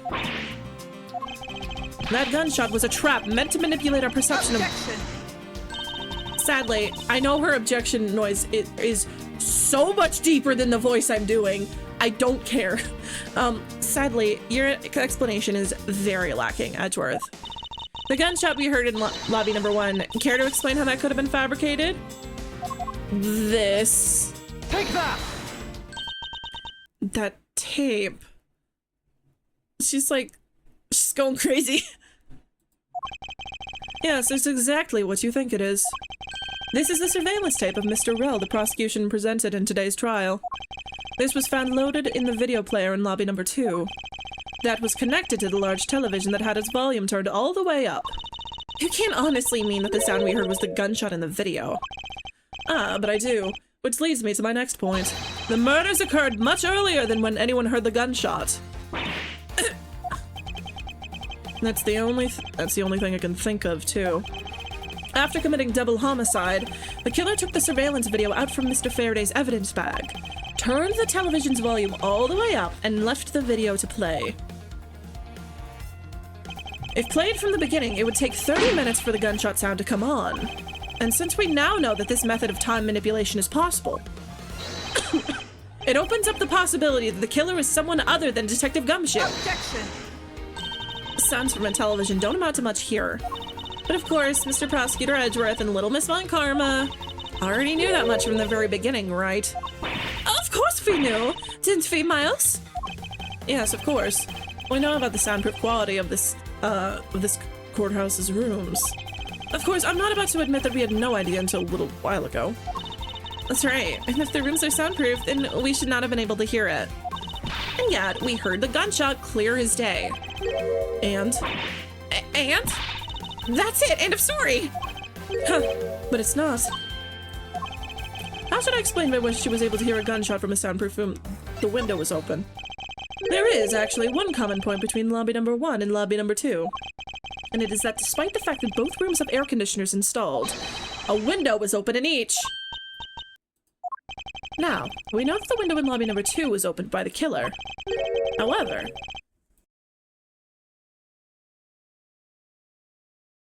there we go. However, a window in lobby number 1 was also opened. Objection!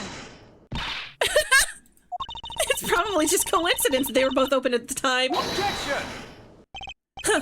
It was no mere coincidence, I assure you. Why was the window open in lobby number 1? The answer is that a certain person did something to cause the window to be opened. And the person who triggered that action, that person is the real guilty party. Yeah, it was Callisto. The real killer in this double murder is... yeah, it was you. Take that! Miss Callisto Yu! I hereby formally indict you of the murder of Mr. Faraday and Mr. Rell. Let's go! What? You indict me? Oh shit! Are you serious, Miles? Why do you think she is the killer? I don't understand her motive just yet. But of course I'm serious. Because she is the only one who could have done it. Well, Miss Yu, do you still feel like laughing now? Of course I do, Edgeworth. My argument must not be tight enough yet. Although, I never thought things would spiral into this. But I'll have you know I'm enjoying this dance quite a bit. I guess this means it's time for my own rebuttal now, right? You are argue that the window was open. However, do you have proof that it was I who did that? Furthermore, do you listen to the music? The music's ramping up. Oh shit. Oh, this music's so good. Hell yeah. Furthermore, do you have proof that the tape was used in committing the crime? Frankly, I'm shocked at you for going around accusing people of murder like this. Especially with logic as full of holes as yours. This is where it really starts. I mustn't let my guard down for even a second, or the truth will blow away. Now is the time to put the patented Von Karma perfect proof to the test. Pain. Okay, I rebuttal your rebuttal. You already the window was open. Do you have proof it was I who did that? Furthermore, do you have proof that the tape was used in committing the crime? Frankly, I'm shocked at you for going around accusing people of murder like this. Especially with logic full of holes as yours.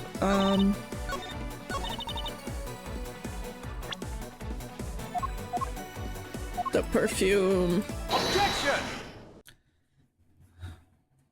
There we go. I'm sure you've seen this before, haven't you, Miss Yu? Edgeworth, I never knew you were into wearing that kind of perfume.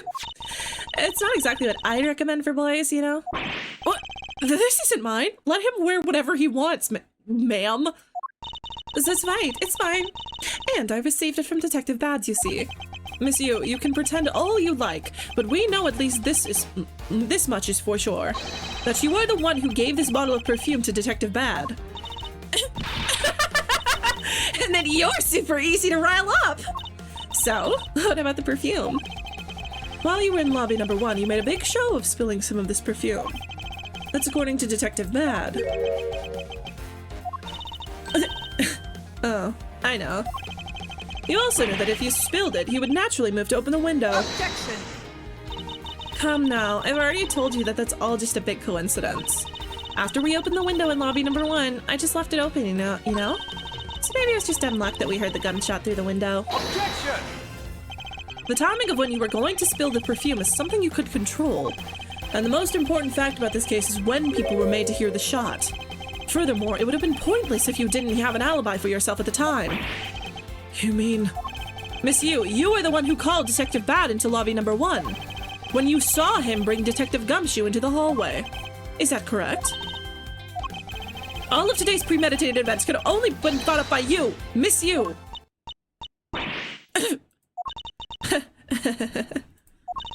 You accused me of murder on the fact that I spilled a little perfume. Well, allow me to say this much. I couldn't have killed Mr. Faraday. Would you care to testify as to why? Look, I've had a lot of fun today, really. But I grow weary of this game of cat and mouse. Let's make this the last testimony and wrap up this absurd case once and for all. Oh, it's happening. Oh, baby. Accusing someone of murder over a spilled bottle of perfume is a bit over the top. But I suppose forgery of evidence is to be expected of a disciple of Von Karma. Whoa! In any case, it simply could not have been me who killed Mr. Faraday. After all, I don't even know where the knife that was used to kill him came from. Miles, her testimony is flawless. Yes, but no matter what sort of trick she may try to pull, she won't escape me. And if I'm lacking in information, I'll just draw it out of her.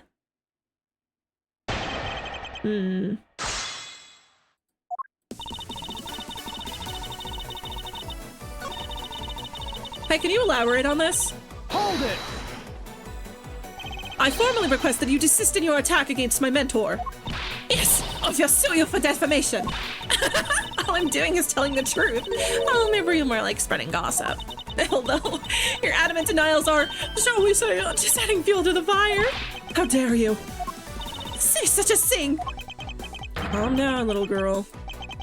Don't let her get to you. Oh, why'd you have to ruin my fun? Well, shall I continue? In any case, it could not have been me who killed Mr. Faraday.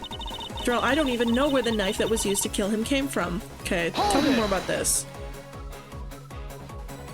At this rate, she will inevitably escape. But if she really was the one who killed Mr. Faraday, then she must have known about the existence of the knife. I'm sorry, Miss Yu. Maybe you weren't aware. However, the knife that was used to kill Mr. Faraday was taken from his evidence bag. Miles, what do you think you're doing? Huh, I'm drawing the truth out of her. That's what I'm doing. Huh? But I don't recall a knife being present at the trial earlier today. Well, I suppose that's because the evidence was something Mr. Faraday had yet to use. So that's what you're trying to do. Look, why don't you cut it out with the lies? I've already figured you out. There was no knife inside Mr. Faraday's evidence bag. The only evidence he had yet to present was the key the Yatagarasu had sent. And unless a key can magically turn into a knife, you really don't have a leg to stand on.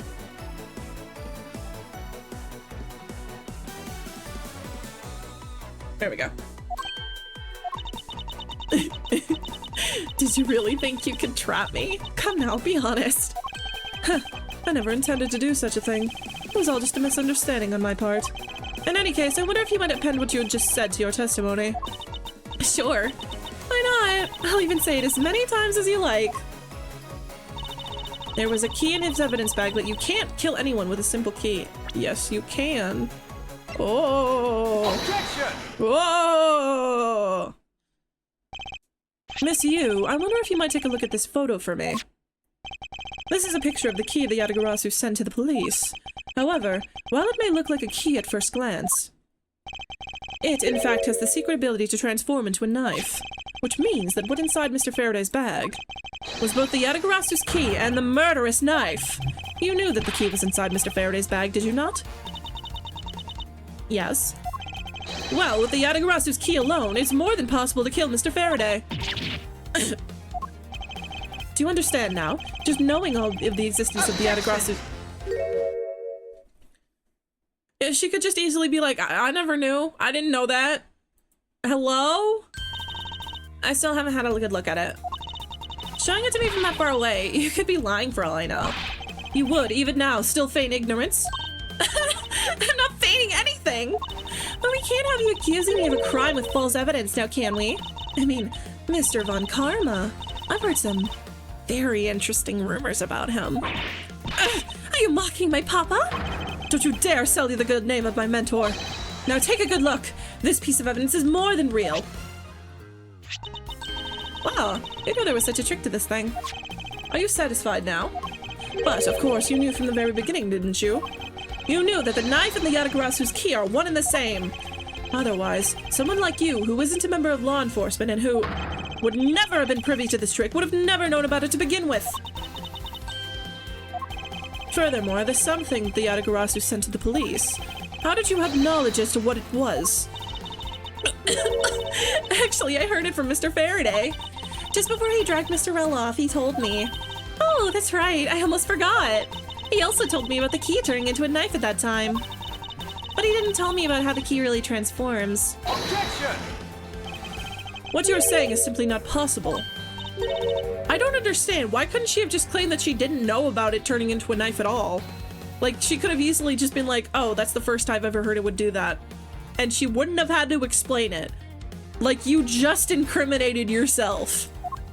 You just straight up lied. Because Mr. Faraday himself didn't know about the hidden knife within the key.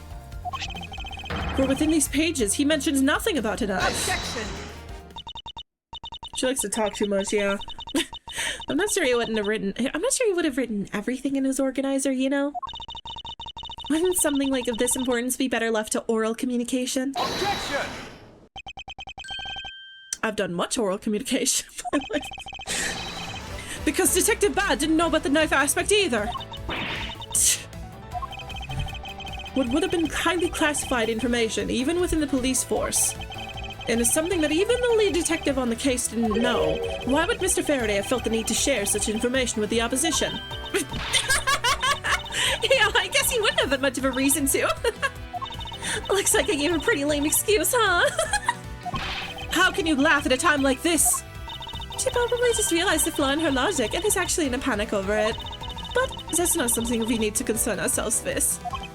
Huh. I suppose you're right. Miss Yu, I'd like to state that I also know how you know the real nature of the knife. Do you know? Well, why don't you put your money where your mouth is and show me? Oh, I will. And I'll wipe that smile off your face by the time we're through. This is it. The moment of truth. The secret behind the Yatagarasu's key. Wait, what? Only one person would have knowledge of it from the... Oh!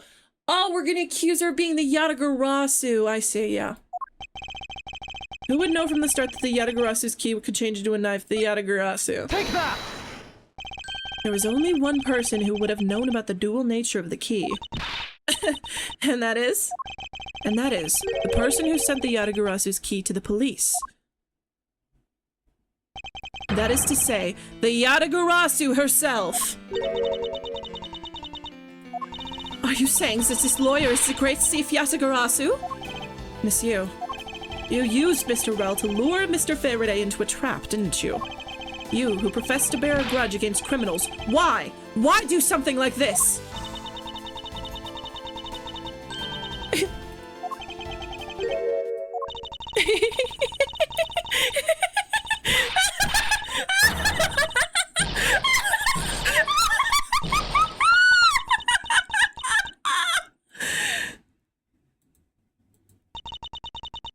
Who would have thought that you... A stupid rookie prosecutor would see through me. You're sending the biggest chill down my spine right now. Hello? This feeling of thrill, it's even greater than when I sneak into someplace. You killed Faraday? Why? Answer me, Callisto, you! Callisto, you, huh? That's not my real name. Because my real identity is, yes, the great thief Yatagarasu. Let me tell you something, Edgeworth. Mr. Faraday was a difficult man to deal with. For you see, he had discovered my true identity, which is why I had to erase him from the world of law. I had made Rel an offer, an acquittal for a little favor in return. All he had to do was accuse Mr. Faraday of being the Yatagarasu in court. But once we entered the recess, Rel was dragged off by Mr. Faraday, which threw my plan into a complete mess. I chased after them and eavesdropped on them through a crack in the door. That Rel caves to only two things, money and authority, just as all thugs do. I feared my plan was going to be ruined if Mr. Faraday held on to Rel any longer. Plus, if I had let them continue on the way they were, I would have been found out. That's why I had no choice. I had to kill them both. Yeah, not very good at your job then, lady. But didn't you say you despised criminals? But do I really? Have you forgotten about the KG8 incident too? Maybe. What sort of woman would... Hi, Sideways! So then, was it your plan to kill Mr. Faraday with the very evidence you sent? Well, I had a good idea of what Mr. Faraday was going to do. I anticipated that Mr. Faraday was going to prove that Mr. Rel wasn't the Yatagarasu by using this Yatagarasu's key as evidence, and that he would bring it with him. Which is why I thought to use the knife portion. With a weapon as well disguised as this, no one would be any the wiser. Because who in their right mind would think that something like this could be a weapon? I casually entered lobby number 2 on the pretext that I had to talk with Mr. Faraday. And in order to get in with him, I pretended to be worried about something. He then let me hold the Yatagarasu's key, just like that. He never noticed I had changed the key. Yeah! Oh, Ariana, thank you so much for following. Welcome to the Roach Zone, hell yeah. He never noticed that I had changed the key into a knife inside that plastic bag. And he didn't have the chance to take note of the knife that took his life. How could you kill him? I knew him for a long time, you know. At the very least, I thought to give him a quick and painless death. But if you killed Mr. Faraday first, there was no need for you to kill Mr. Rel as well. I believe I mentioned why when we were placing Detective Gumshoe under arrest. It's a knife! That's key! It's also a key! It's also a knife! It's also key! Something about having accidentally created an eyewitness? And how that led the killer to think about setting them both up as though they killed each other. Then the trick with the surveillance tape. Yeah, I hadn't actually planned to use a gun. The risk was too high that I'd be caught. However, that's when I remembered the existence of that surveillance tape. Yeah. But yeah, thanks for dropping by, Ariana. Every knife is a key. It unlocks the blow. which is why I had Rel help me set up the crime scene. And after all that said was done, I rewarded him for his hard work with a bullet. You're a defense attorney, are you? How could you? How could you betray a client? Client? If you want to talk about who was a client of who's first, it was me. I was the client in the murder of the Cadopian embassy staff member, Deadman. You ordered a hit job?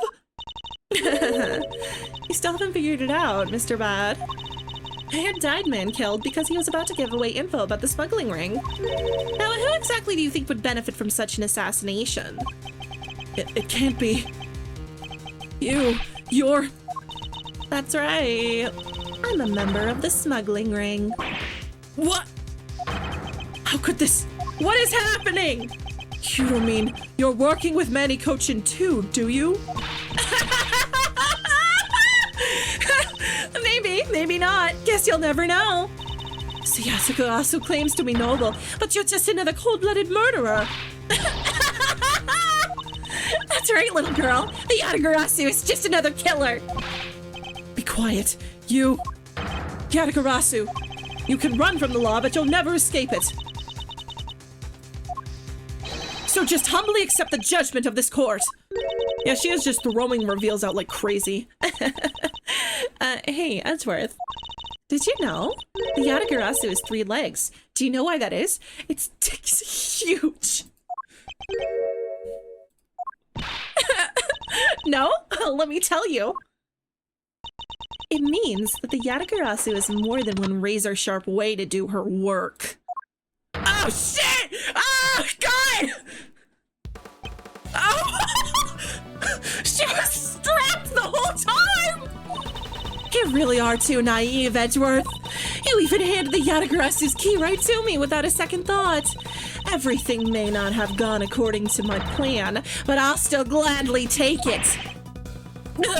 You mean the key was your real target? And even after I gave you such great advice, didn't I tell you to always keep a good eye on a criminal? Oh my god. It's a Derringer? Is that what that kind of gun is? Is that a shitty gun? Or you may regret what comes of your negligence. You two, get down! Oh no! My body, I can't move. Hey, mister, to your right! Oh. You!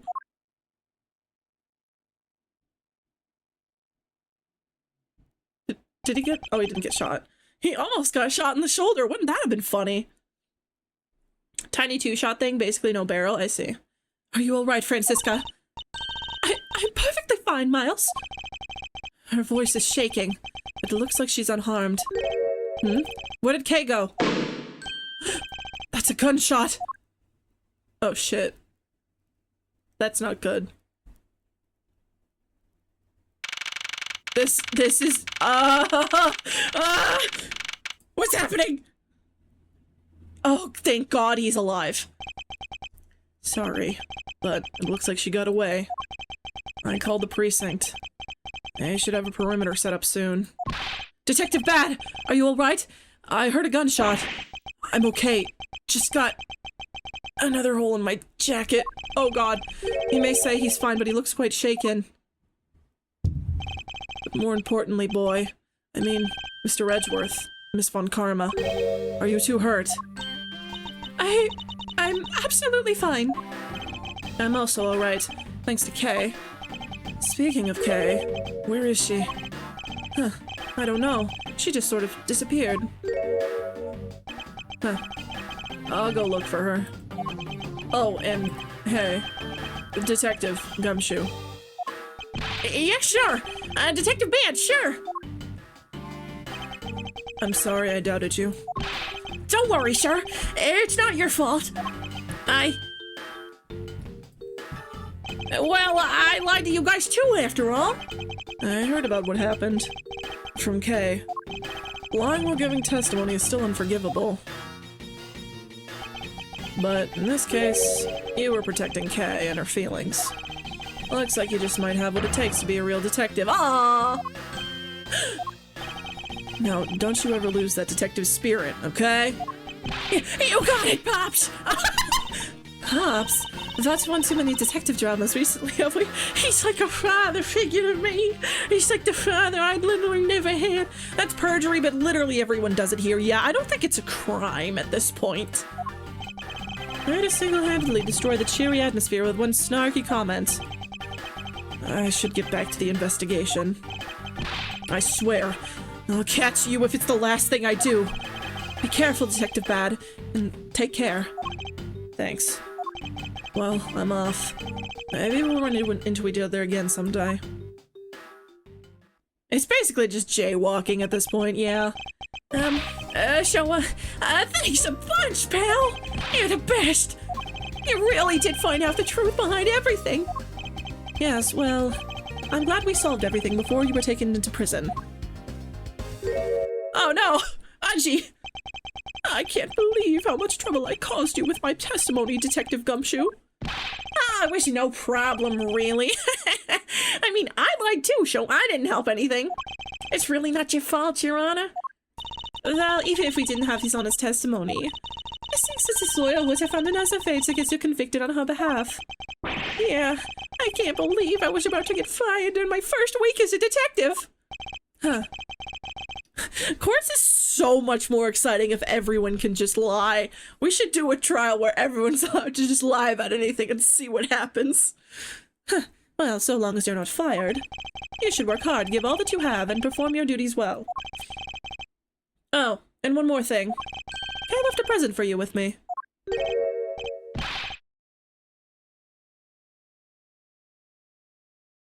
Maybe we'll meet again someday. Monkey's paw curls. She did? Oh, what is it? What was it that Kay left for me? The proof of their friendship? The Swiss roll. Take that! It's a courthouse special Swiss roll! Can I really have it? Yes, it's a present meant for you, after all. Thanks a bunch. You have no idea how happy this makes me, pal. I'm gonna eat this right now. Sure, go ahead. The Swiss rolls Detective Gumshoe and Kay brought together. While the one case I never reached her father, it would appear that her sentiments have touched the heart of this detective. Ah! He's so happy, it's as though he's having a welcome back celebration of his own. Well, I was asked by Kay to give it to him. Oh, that was good, pal. I can't believe I got to eat 2 of these delicious things in one day. It's like I'm in Swiss roll paradise or something. You have earned Gumshoe's loyalty forever. You have fed him like a stray dog. I gotta thank Kay myself. Hey, wait, where is she? He's only noticed just now. Was his mind not present when we discussed her earlier? Detective Bad left to go search for her earlier. Maybe you should go join him. Yeah, you betcha, pal. I'm gonna go help him. Oh, but first, you know what, pal? Actually, I guess I shouldn't be so rude to you anymore, huh? I'm gonna stick right by your side from now on, Mr. Edgeworth, sir. Let's go! Let's go! I sense nothing but a most troublesome relationship from that ominous statement. The bestie Westies! We should go home too, Miles. We have to hurry up and report what has happened to Papa. Agreed. Oh, I'm afraid we must be going now, Detective. Roger, sir. And don't you worry. I'll investigate the next case we're on real well. I'll, be counting on you. The scent of trouble is definitely in the air. Thus, like a bad dream, my first outing at a court came to a disturbing end.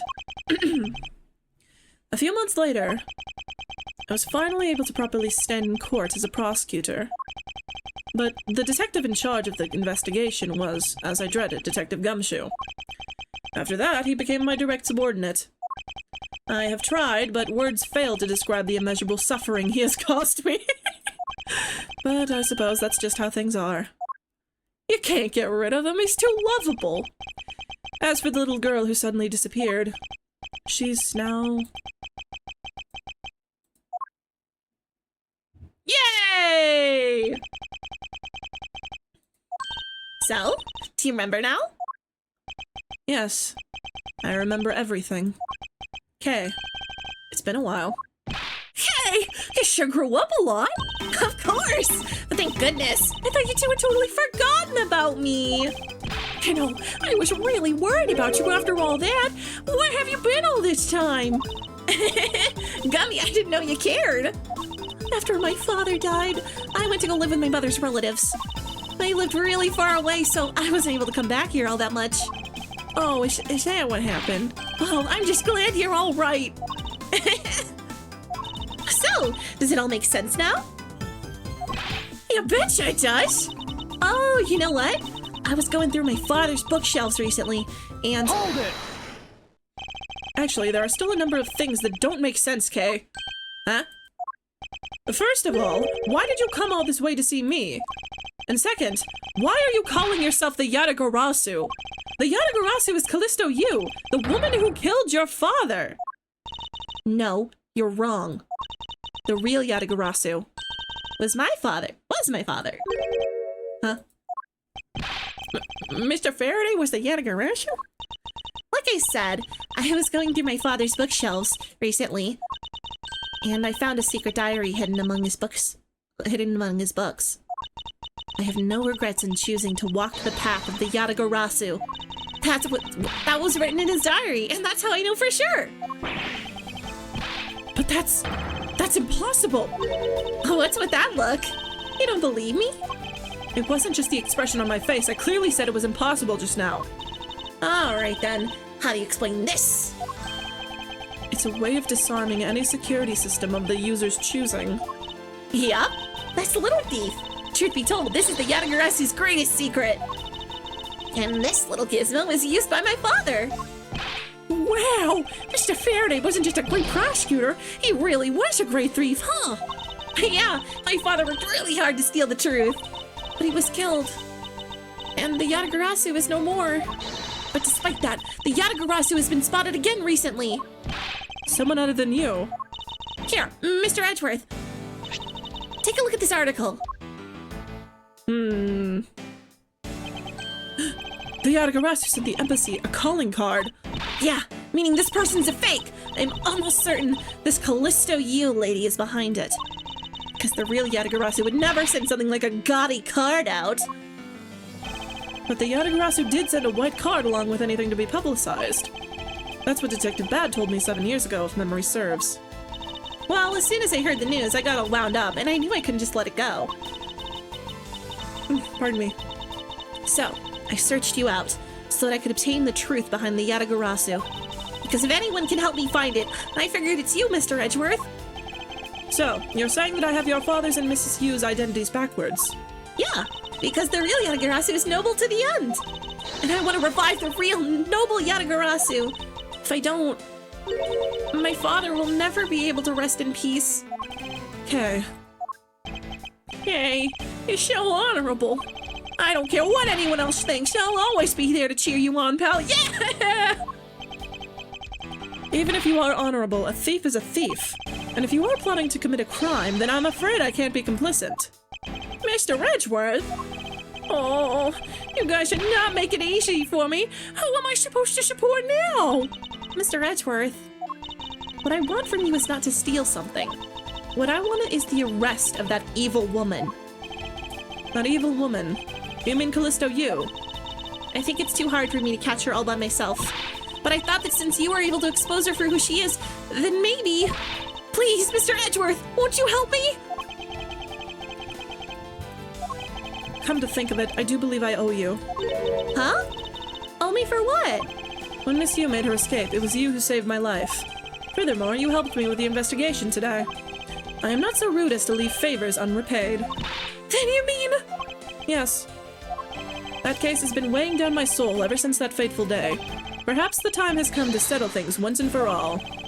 If you don't intend to sully your hands in a crime, then I believe I can help you. Mr. Edgeworth, thank you! I mean, I've already sullied my hands with crimes like multiple times. Like, I shoplift so much. But, you know, that's neither here nor there, Mr. Edgeworth. Yay, Mr. Edgeworth, sure! Isn't that great, Kate? Yeah, it sure is, Scummy. Even though he had completely forgotten about her until just now.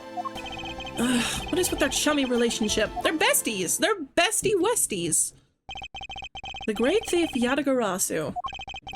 After all that time, the true identity of the thief sank back into the darkness. Burn Faraday, Callisto U, and Kay Faraday. The phantasmagorically Who uses that word? Who uses the word phantasmagorically? I'm going to kill him. I'll kill him. I hate his ass. The phantasmagorically changing identity of the great thief Yatagarasu. And the Yatagarasu's real goal. It would all come to light the day after I made that promise to Kay. We did it! We finished that case! We're still like halfway through time, so we're gonna move on to the next one right now. Okay. Let's get started on Turnabout Ablaze! Yahoo! Wahoo! Whoa, shit. Okay. Here, you can't be upset at Edgeworth for being Edgeworth. That's true. That's like being mad at a bird for flying. Or a dog for sniffing. Hello? 2 cards. 1 of the Black Raven. And 1 of the White Raven. I think a White Raven is a pigeon. A country torn in 2. 1 to the west. And 1 to the east. When those which were split are made whole again. Dead space? The truth will reveal itself. Oh, spooky. What? Huh? Huh? It's the Yatagarasu! The Yatagarasu's here! Oh shit!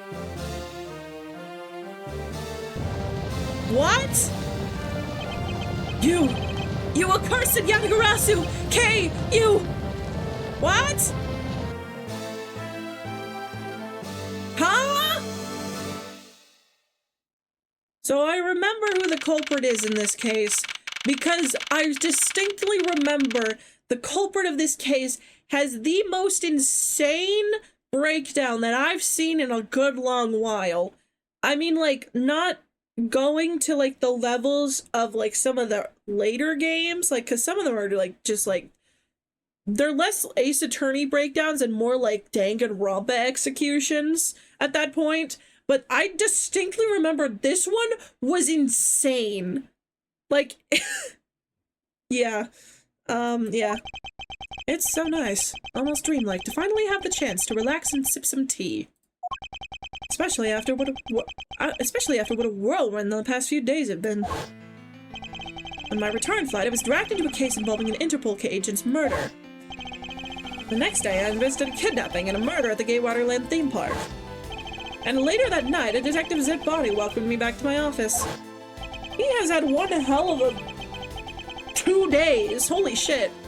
Along with a thief who was out to pilfer files related to a case from 10 years ago. How did I manage to find myself in the middle of so many cases back to back?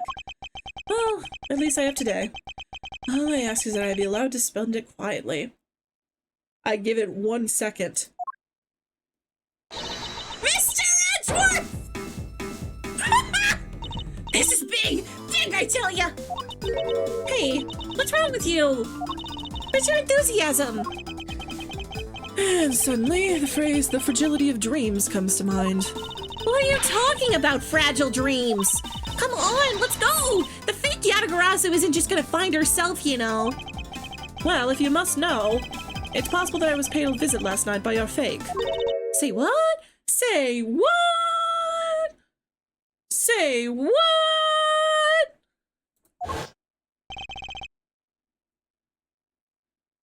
To death, bro. You're putting me to sleep. To death, bro.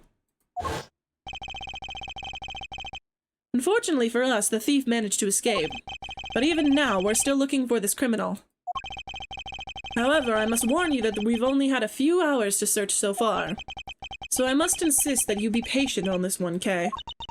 What's with you today? Are you sure you weren't sleep talking to me right now? Anyway, I got something much more important that I want you to see. Oh, and that is? I love this emote. It's so cute. Take a look at this! On March 14th, the day crabs fries, I will be there to steal your dirtiest secret. That's quite a bold declaration to send to an embassy. I suppose it was inevitable that a newspaper would catch wind of this. The date the card mentions is today! Today, huh? Come on, we've got to hurry! The embassy awaits! I suppose it is quite an urgent matter. However, do you know which country's embassy we should be investigating? Well, it's some really special country, and I'm actually really fuzzy on the details. What? Why doesn't it say there?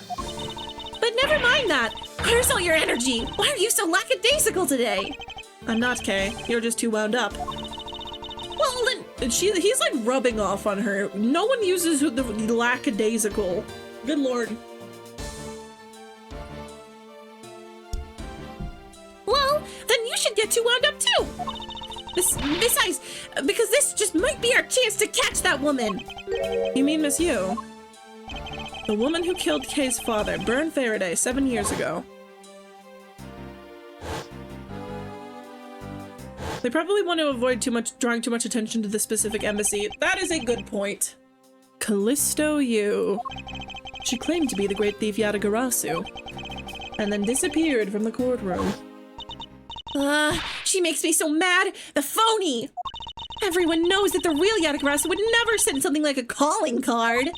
Until a company's underhanded dealings are made public. The target is always totally unaware that the Yatagarasu has paid them a visit. That's what makes the real Yatagarasu so awesome! Huh. The Yatagarasu's card that's shown in this article.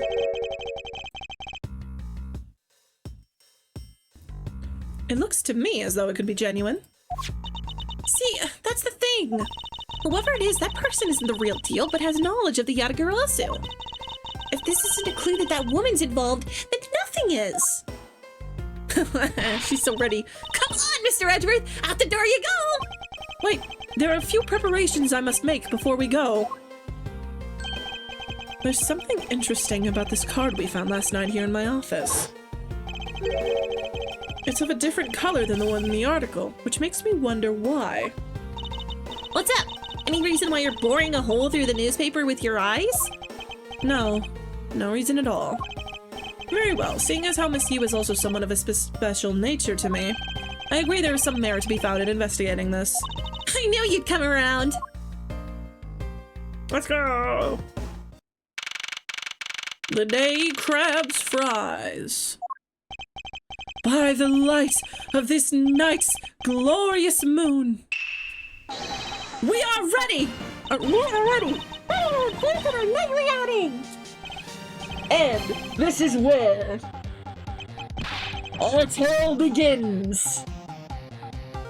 Hell yeah!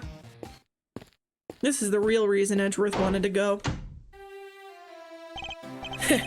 What a coincidence. Who would have thought that a Steel Samurai stage show would ever be held at such an elegant theater inside a foreign embassy? Yeah! The climax was really awesome! Steel Samurai Sushi Slash! I got chills down my spine when he pulled that move out! I suppose it really is more impactful to watch a show in person than on television. I have to say, though, this embassy is set up kind of funny. I mean, they have two countries sharing the same building. I don't know, man. Well, as you said yourself, this place and the countries it houses are very special. Even this theater is special in the sense that it is a neutral zone shared by the two countries. So let me get this straight. I'm with Mr. freaking Edgeworth. So let me get this straight. I'm with Miles freaking Edgeworth. I'm at a freaking embassy, and oh yeah, I'm the great thief Yatagarasu. Oh yeah, that is something I do now.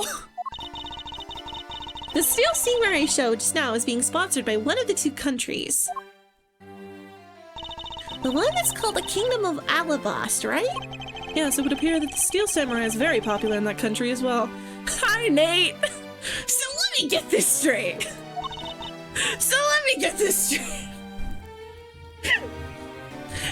dressed that way. But you know who I'm really into? The Jamma Ninja. Oh, I don't know about that, man. I don't know about that, man. The Republic of Babal is sponsoring a Jamma Ninja stage show. How? How? He's in jail. That's something for fangirls like me. You've totally got to see that too, Mr. Edgeworth. The Jamma Ninja show is gonna kick the Steel Samurai show's real end. You know, ever since I first met this girl, I've always had this inkling. Splatoon. That what she really wants us to be is not a thief, but rather a ninja. So anyway, about today's event, what's it called again? The Kingdom of Alabast versus the Republic of Babal Goodwill Jubilee. Versus? The small European countries of the Kingdom of Alabast. He's either in jail or has been killed in an Agent 47-ass manner. Whichever one. And the Republic of Babal. These two countries used to be a single entity that was abundant with nature. And it was called the Principality of Cadopia. Is everything all right, Mr. Edgeworth? Yes, I'm alright. Moving on. After a period of civil unrest, the country split in two, though signs of their past remain. For example, their flags preserve the flower and butterfly motifs to this day. We're in the Balkans! Cadopia, huh? The KG-8 incident, and what was referred to as the second KG-8 incident, in which an embassy staff member was murdered. Both of these cases were related to the Principality of Cadopia. In the 7 years that have passed, the country may have split into two. However, the Yatagarasu still sent a calling card here. What could it all mean? Mr. Edgeworth, I know you're thinking about something. Oh, excuse me. What were we talking about again? If you could please stop spacing out on me. Anyway, we were talking about the Alabast versus Babal Goodwill Jubilee. The two countries have had a pretty bad relationship with each other, but supposedly they've been trying really hard to make up recently. That's why they decided to hold this event. You know, she's a teenager because she's a teenager in 2019 because she's focusing really hard on these government issues. She's learning a lot. She's learning a lot. If that's the case, then why the verses? That's what I'm saying! Also, both countries claim to own the real prima duck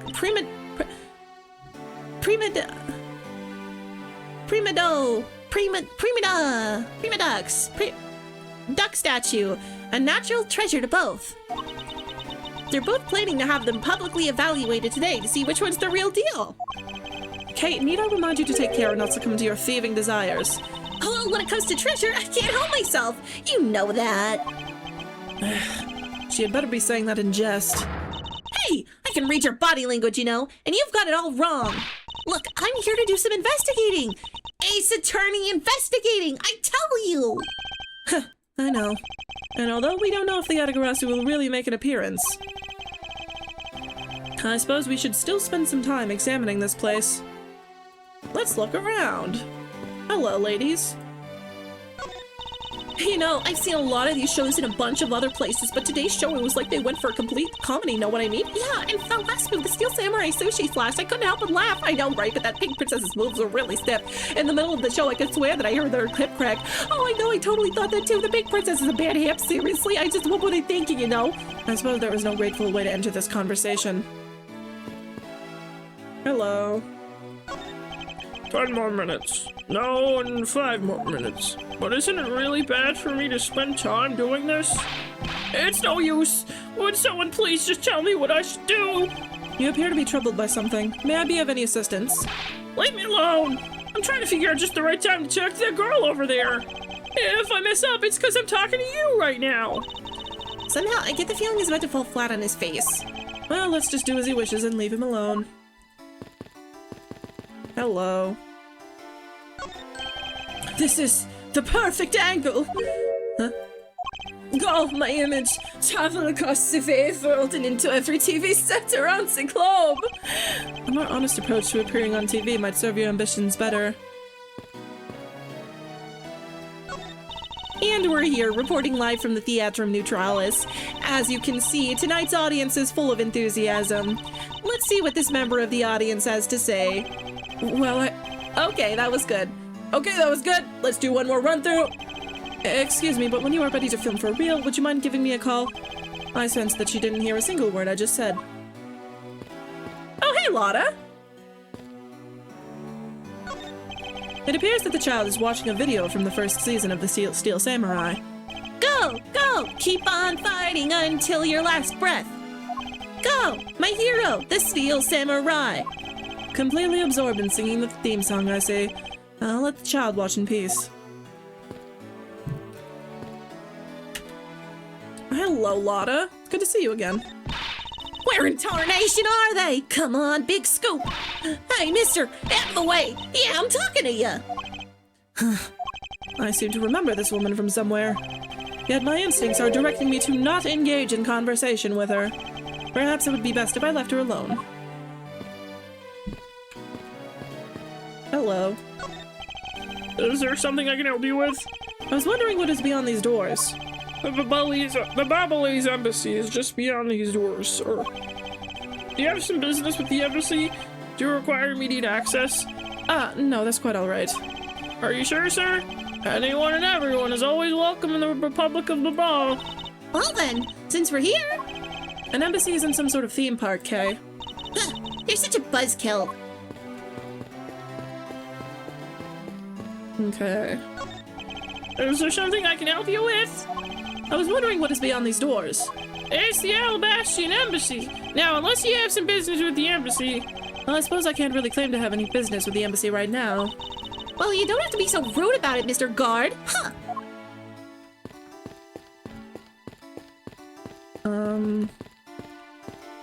What do I talk to Kay? There's a very festive atmosphere in here. Yup, super festive. I'm really happy for the Kingdom of Alabasta and the Republic of Babal. It's great that they have re-established its what? The Republic, Like, for a second there, I think she just turned into lore dumping machine. I think she's just turned into lore dumping machine right now. The newspapers say that it's almost like they're Cadopia once again. Perhaps we are bearing witness to a historic moment in time. Hey, look! They're selling some commemorative merchandise to celebrate this event. Founders Cadopia biscuits. And over here, they're selling Royal Cadopia biscuits. It would seem that they have yet to reconcile their competitive spirits.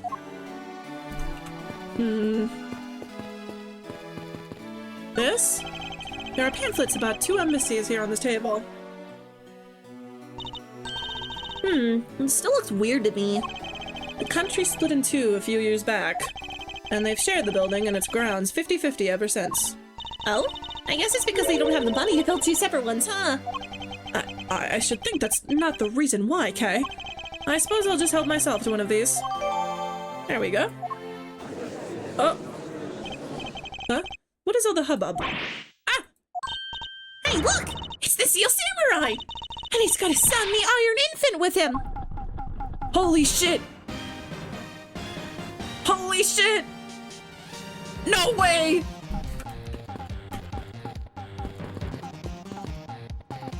It's a baby! Hey, man. May I speak with you for a second? It's Steel Samurai. Mr. Edgeworth, what are you glaring at him for? Please, excuse me. It's just that I've never seen a superhero up close before. It looks like he's written something down for you. To Edgeworth from Steel Samurai Daddy, married man of Neo Old Tokyo. Wow, an autograph! Pretty cool that you got one, huh, Mr. Edgeworth? He's so happy! He's so happy! Mr. Steel Samurai, Ambassador Alba is waiting for you. What's wrong with his spear? We'll proceed down to the Kingdom of Alabasta to shake the hand of the ambassador. The Steel Samurai isn't only here for the 2 countries tonight, but rather can be thought of as a goodwill ambassador from one of our own country as well. There he goes. Off to spread goodwill to the world. He really does seem like a goodwill ambassador, doesn't he? Okay, we're shooting the next segment now. Cue camera. In just a few seconds, the Jammin' Ninja stage show is set to begin. After the show, the Jammin' Ninja will enter the Republic of Babal.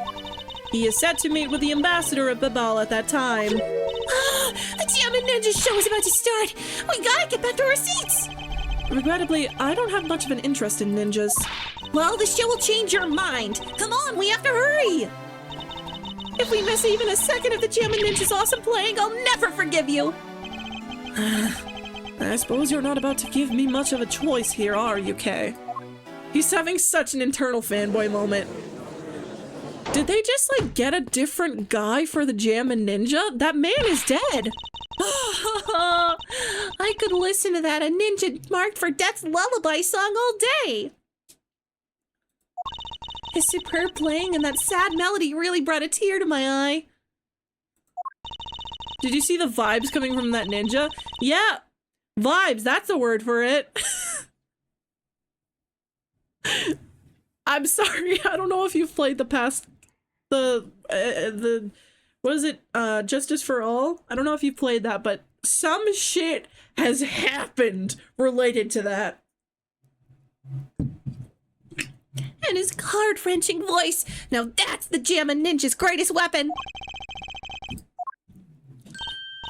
Those pieces of Jammin' Ninja merchandise over there. I've got to have them. Especially with the hair sticks they're selling exclusively at these shows. They're exactly like the ones the heroine, Princess Missoula, wears in her hair. I'm peacefully ignorant. Let your heart live in peace. Anyway. Anyway. Sorry. Hold it right there, Mr. Edgeworth. Yes? You're thinking of going home, aren't you? Well, it doesn't seem likely that the Yatagarasu will be making an appearance tonight. Most likely it was simply a prank. No way! I know the Yatagarasu will show. But I thought you said that the Yatagarasu doesn't send calling cards. Yeah, I did, but... I figured from the very beginning that this would wind up being a wild goose chase. But the card she sent was a genuine fake calling card.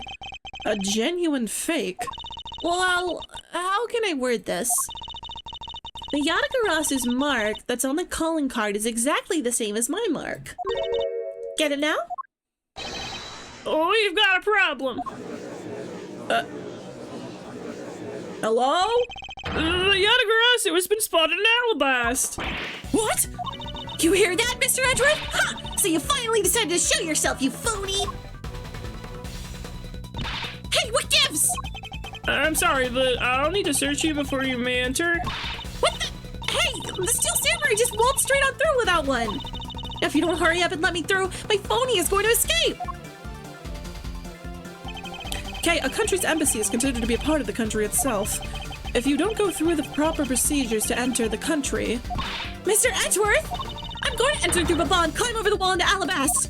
Hold it! You would tell the prosecutor straight out that you would intend to legally enter into the... Kate, are you listening to me? I'm just saying him playing a guitar against a tree on a sunny day with a bird cup was a vibe, yeah.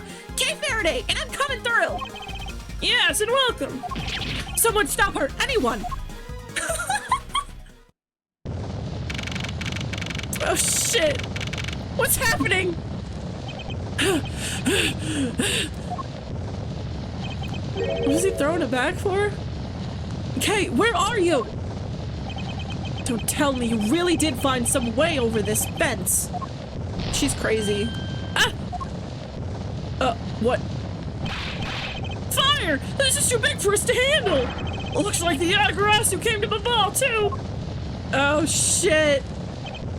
You accursed Yatagarasu! Kay, you had better be alright, wherever you are!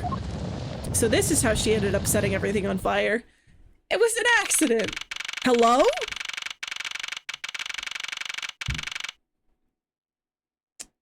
Hi, Gumshoe. Oh, he's dead! I told you it wasn't me! Hold it!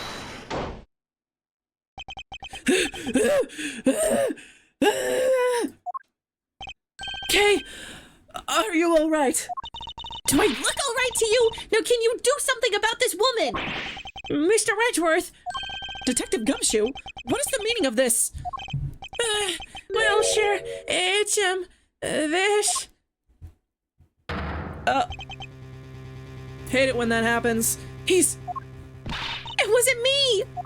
He was already dead when I ran in here, hot on the heels of the fake Yatagarasu! Look, I only came in here because I saw a suspicious person at the open air stage. A suspicious person?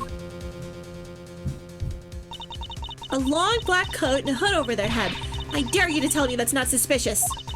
When I saw that person, I immediately thought that they must be the fake Yagarasu. So I chased after them into the embassy, and then into here, and then lost sight of them. But I just know that person is the one who did it. What are you so worked up over? There's no reason for you to be this loud.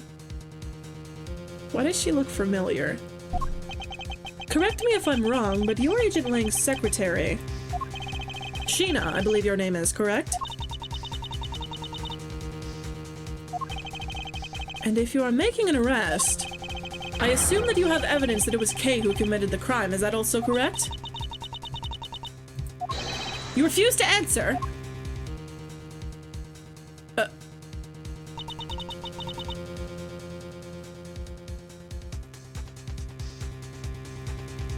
Is that Callisto?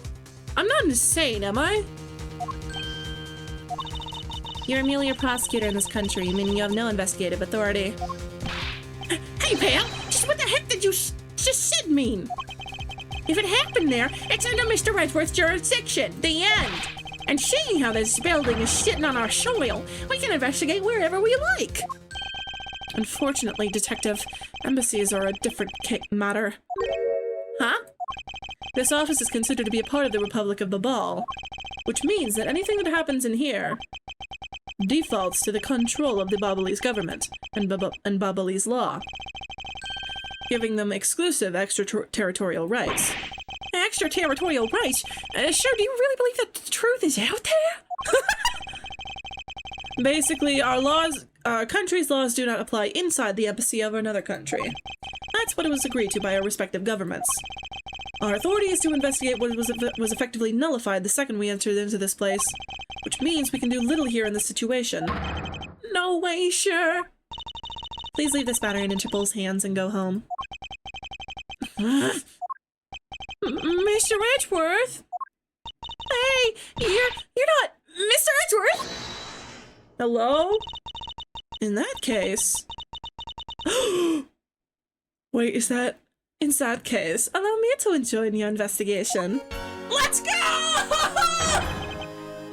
Miss Von Karma! Let's go!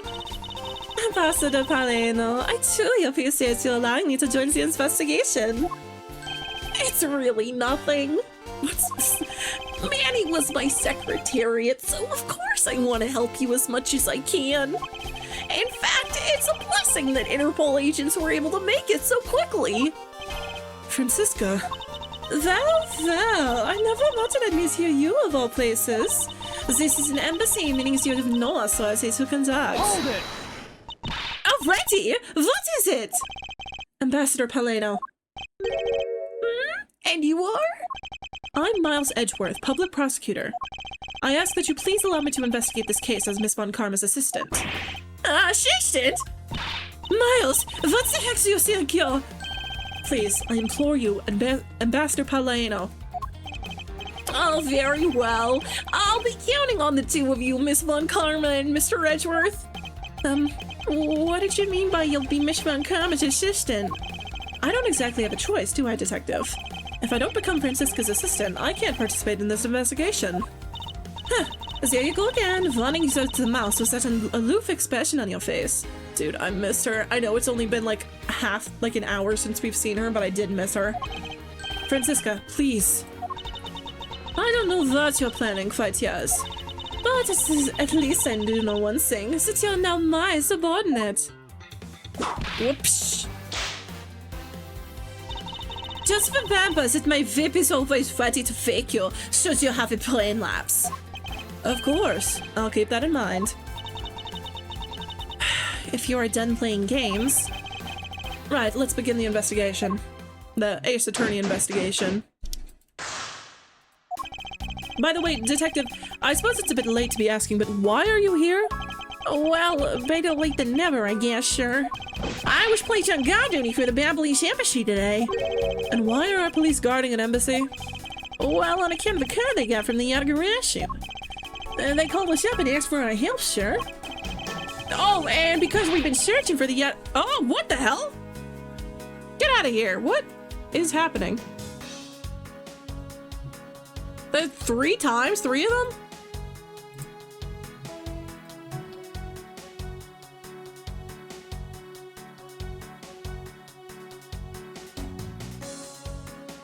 Yeah, what the... I don't know what that was. 3 people and 3 bots. That sucked. Oh, and because we've been searching for the Yatagarasu these past 7 years. It was more or less mutually beneficial arrangement, if you ask me. Except for how mutually unbeneficial this adult turned out to... Oh.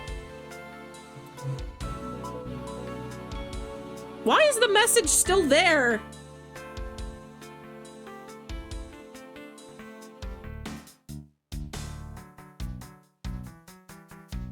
The message is still in the chat.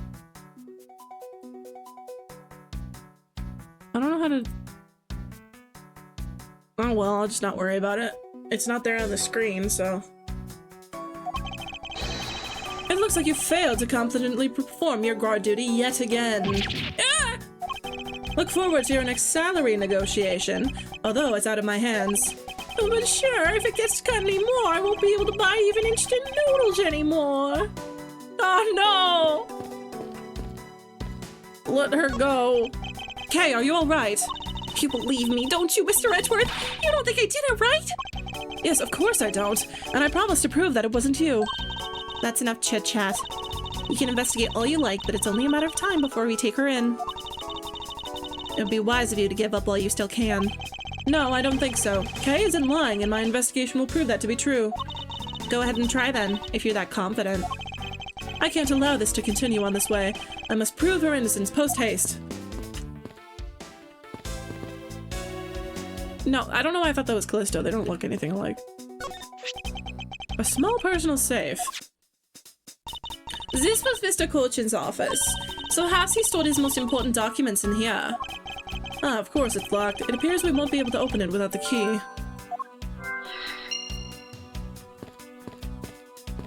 Hey. Sorry, but Interpol's still conducting its investigation beyond this point. Yeah, she looks naked without her glasses. I'm a subordinate, Ms. Von Karma. Is there some reason why I'm being denied access? My superiors circulated. Don't you dare let anyone near the site. You got it?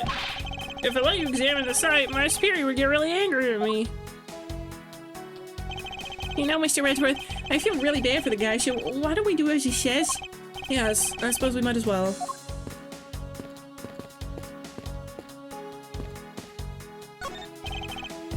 Mr. Edgeworth, there's still something on this display rack, sure? Knives, huh? In the CG, they were missing one. Although, the blades are all that remain of them, unfortunately. I guess the handles all got burnt up by the fire. So even the knives fell victim to the fire. Ambassador Palladino, are these knives yours? Why, yes, they are! They're a special set of ornamental knives featuring the national symbol of the ball. These butterfly-themed knives, along with Alabast's own set of knives, are comprised of 3 knives each. But I can't believe the Babylese ones have been reduced to this state. Huh. Ornamental knives, huh? Huh? There's a small release on the tang of this blade. Ambassador Palladino, what is this notch here for? Oh, that! It's a feature of these knives where you can freely exchange the handles on them. So that we can change how they look to fit the situation, of course. I see. So these knives are constructed so that the handles could be easily removed. Interesting. These shelves are lined with American souvenirs and memorabilia. America. It's really strange, isn't it? I mean, I thought this was the Babylese embassy. So, why are there so many American souvenirs, sir? Perhaps the Babylese are studying American culture and our tourism industry. If they have plans to make the Babylese tourism industry truly flourish, then they would need to observe and study other countries' methods, I suppose. Speaking of tourism, I got these from the blonde guy earlier, sir. He said that if I bring these with me to Babal, I can trade them in for a few buffets. Oh, so how do you expect to travel to Babal? Well, the whole world is connected by the ocean, sure. And for an all-you-can-eat buffet, I'd swim all the way to Babal if I had to. And a few simple coupons really motivate people to do such fantastic things.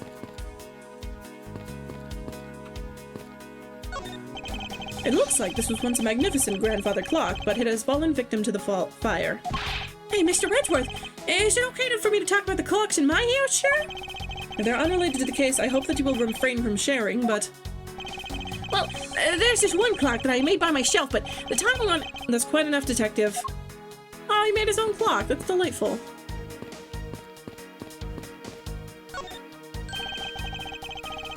Because this is a national treasure, can I ask that you please do not touch it?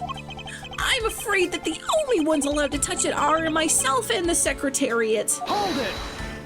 But there is a possibility that it is related to the murder, wouldn't you agree? Hey, Mr. Redford, why don't we give up for now? We can force us to let him investigate it later when we find some solid proof. I suppose I don't have a choice here. This must be one of the duck statues that Kay was talking about earlier.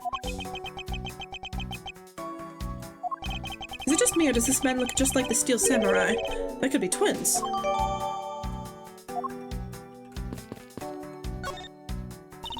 Mouse adverse. What is it? Let me tell you something. You're currently my subordinate. And if you wish to convince everyone else of that, you will speak to me with respect. What's with the giddy glint in her eyes? I don't think that will really be necessary, Francisca. Oh, really? Well, it doesn't matter. It doesn't change the fact that you're still under me. I thought Francisca was flying around the world in pursuit of the smuggling case. So then why is she here at this embassy? Look at my badge! What about your prosecutor's badge? I have one too, you know. Ah, yes. So you do. But seeing as I'm not currently a proper prosecutor, I thought I'd give presenting it a try.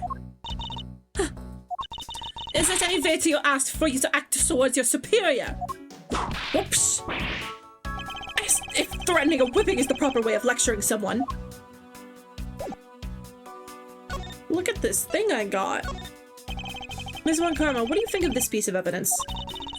Well, since you asked so nicely as my subordinate, I'll answer you. However, as your superior, I must also make sure that my superior scores on the job. Therefore, please get your own thoughts together first and try presenting again. A simple, I don't have any thoughts about that would have sufficed. I was investigating at the Alabaster embassy when I got wind of this mess. Ah, that's right. The Adagarasu was due to appear at the embassy as well. Yes, but the difference is we didn't have a fire over there.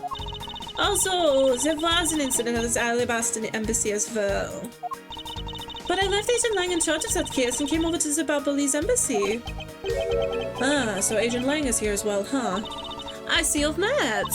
Well, he's in the Alabaster embassy asking us a bodyguard for Ambassador Alba.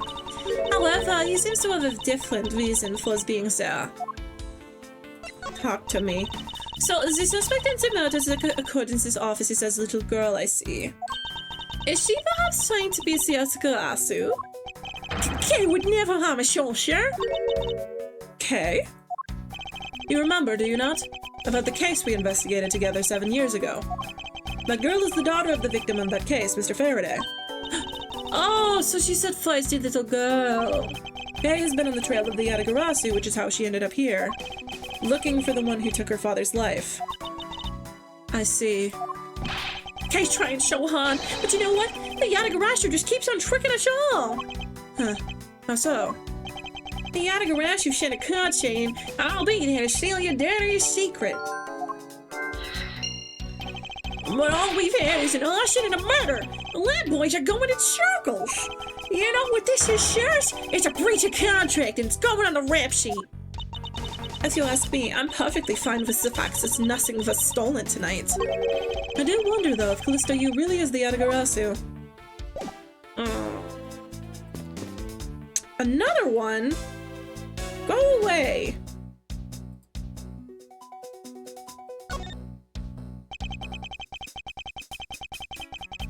can't believe that Manny fell among thieves tonight. Oh, without him, I have no idea what my schedule for tonight is. Ambassador Palladino, I believe your schedule tonight will consist of listening to reports from the police. That and only that. I ask you that you cooperate not only for your own sake, but for Mr. Cochin's sake as well. Locked in. You're a rather strong man, aren't you? How fascinating! Here, I know it isn't much, but I'd like you to have these. I'm sorry, but it would be against my principles to accept a bribe. Oh, no. These are simply coupons we distribute to promote Babal. Remember, we offer a large number of discounts and offers when you visit lovely Babal. Now I remember. The Republic of Babal is known for its feverish tourism industry. Look at my badge. Oh, is that a prosecutor's badge? It has a very cool design. Ah, I know. We should start selling items like this as souvenirs in Babal. The tourists will absolutely go nuts over them. Please don't compare a proud symbol of my profession to a cheap souvenir. I was wondering if you might tell me a bit about the deceased Manny Cochin.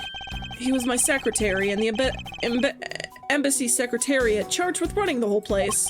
He was an admirable man. His death is a great loss to our country. He was in charge of everything, accounting, printing, taking care of our national treasures. I'm sorry, but did you say printing? Our country's primary source of revenue is our tourism industry. So in order for us to print the necessary pamphlets, flyers, coupons, etc., we have a printing press here at our embassy. I see. Please excuse my forwardness. However, I feel I should mention that I have the distinct impression that I've met him before. Oh, yes. Since you are of the legal profession, I suppose you just might have. After all, Manny was involved in the KG8 incident. The KG8 incident?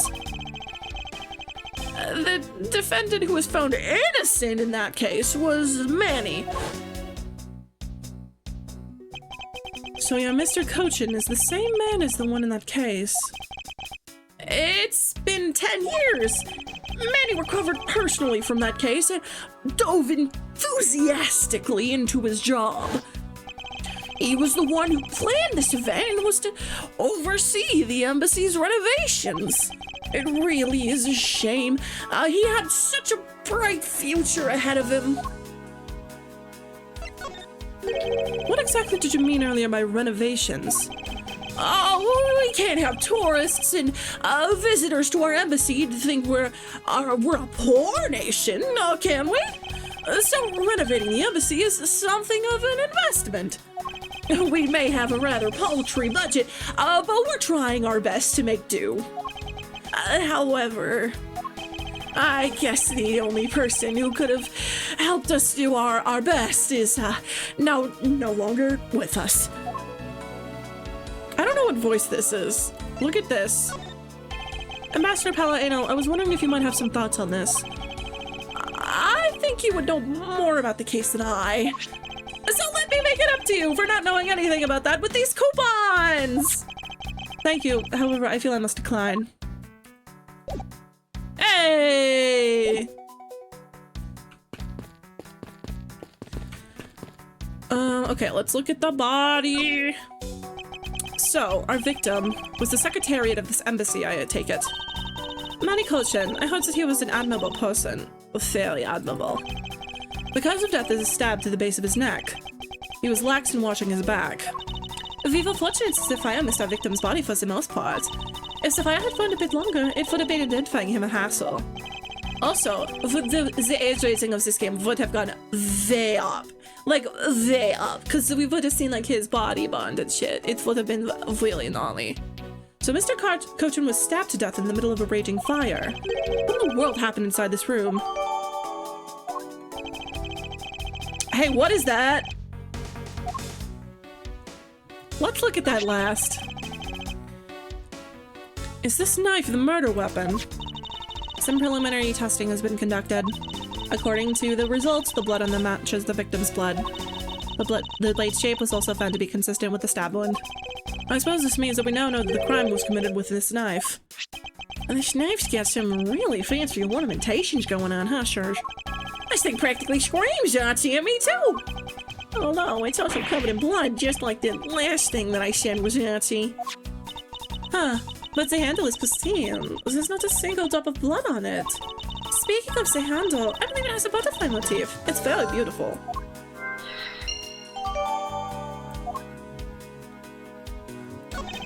Manny Cochin. I've seen him before. He was a suspect in the KG8 incident. There's the knife, but also the pocket. I'm gonna look at the pocket last, because that looks very important. And I saw him talking with the elder sister of the victim in that case, Miss Callisto Yu. I wonder if there's a connection between his murder and the KG8 incident. Yeah, I wonder. It's a knife wound. It's obvious what he was killed with, but I wonder if it's consistent with the wound. Indeed.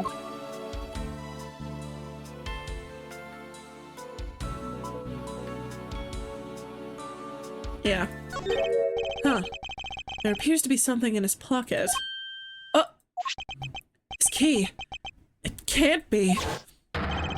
Isn't this the Yadagarasu's key that was stolen 7 years ago?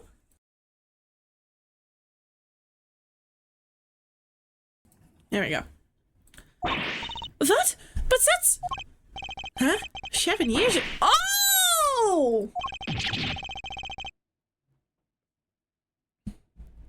You mean that case where I was framed, sir? Yes, it's the piece of evidence that stole the life of Kay's father 7 years ago. Which was then stolen by Callisto Yu. What? Mr. Faraday was killed with his key, sir? I thought he was killed with a knife. Ah! Scuffy, at the very least, try to remember the details of crimes he was suspect in. Francisca, as you will recall, Detective Gumshoe was not present when Miss Yu made her escape. Plus, even among law enforcement, only a few knew of this key's existence. I doubt that a new rookie at the time would have been made privy to such knowledge. Oh, I feel like the victim right now, all trampled on, sure. Huh. I suppose we'll just have to fill you in now. The secret to this key is... this. Hello? Okay, there we go.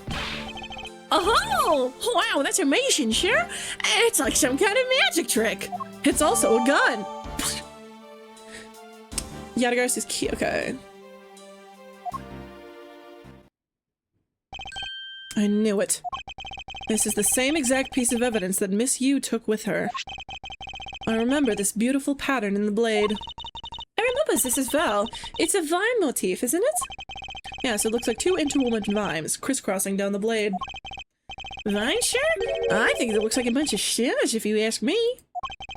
It's one of those six-sided stars, just like the police mark on our IDs. What, like a Star of David? I really don't think you can call these stars. To say that the detective's art sense is underdeveloped would be an understatement. The real question is why the Babylon's embassy secretariat holding this? Well, we don't know how Mr. Kochin came to possess this key. We do know that this was stolen by the Yadagarasu from the Cadopian embassy. That's right. Mr. Faraday had written that fact down in his organizer. I believe this means that further research is required into the country of Cadopia. Why don't you ask Ambassador Paleno about what he knows? Supposedly he was a candidate to be the next Cadopian ambassador once long ago. He should be able to answer any specific questions you may have. Much to stink about. What's this? The ceiling fan must have fallen from the ceiling. A ceiling fan? What does one of those do? Exactly what it sounds like it does. It's a fan that is installed in one ceiling. Well, if I had one of those in my room, I better go dizzy from staring at it as I slept. Detective Gumshoe, in the real world, we close our eyes when we sleep. Talk to me. Ambassador Palladino, I was wondering if I may ask you about Cadopia. Cadopia? Alright. What would you like to talk about? First, I'd like to ask you about this key. Huh? What about this key? I found it sticking out of Mr. Kochin's pocket. I believe it originally belonged to this embassy. Is that correct? Upon closer inspection, it seems this key is shaped like a butterfly. That's not all about this key. It is also capable of changing into a knife. Oh, how fascinating! Is it possible that the ambassador didn't know about the existence of this key? Huh? It's knife form. There's a flower mark at the base of the blade. I guess this knife might be from when we used to be a part of Cadopia. Hold it! And how did you come to that conclusion? It has both of Cadopia's national symbols, the butterfly and the flower. I suppose Manny used this key here at the embassy back when we were still Cadopia.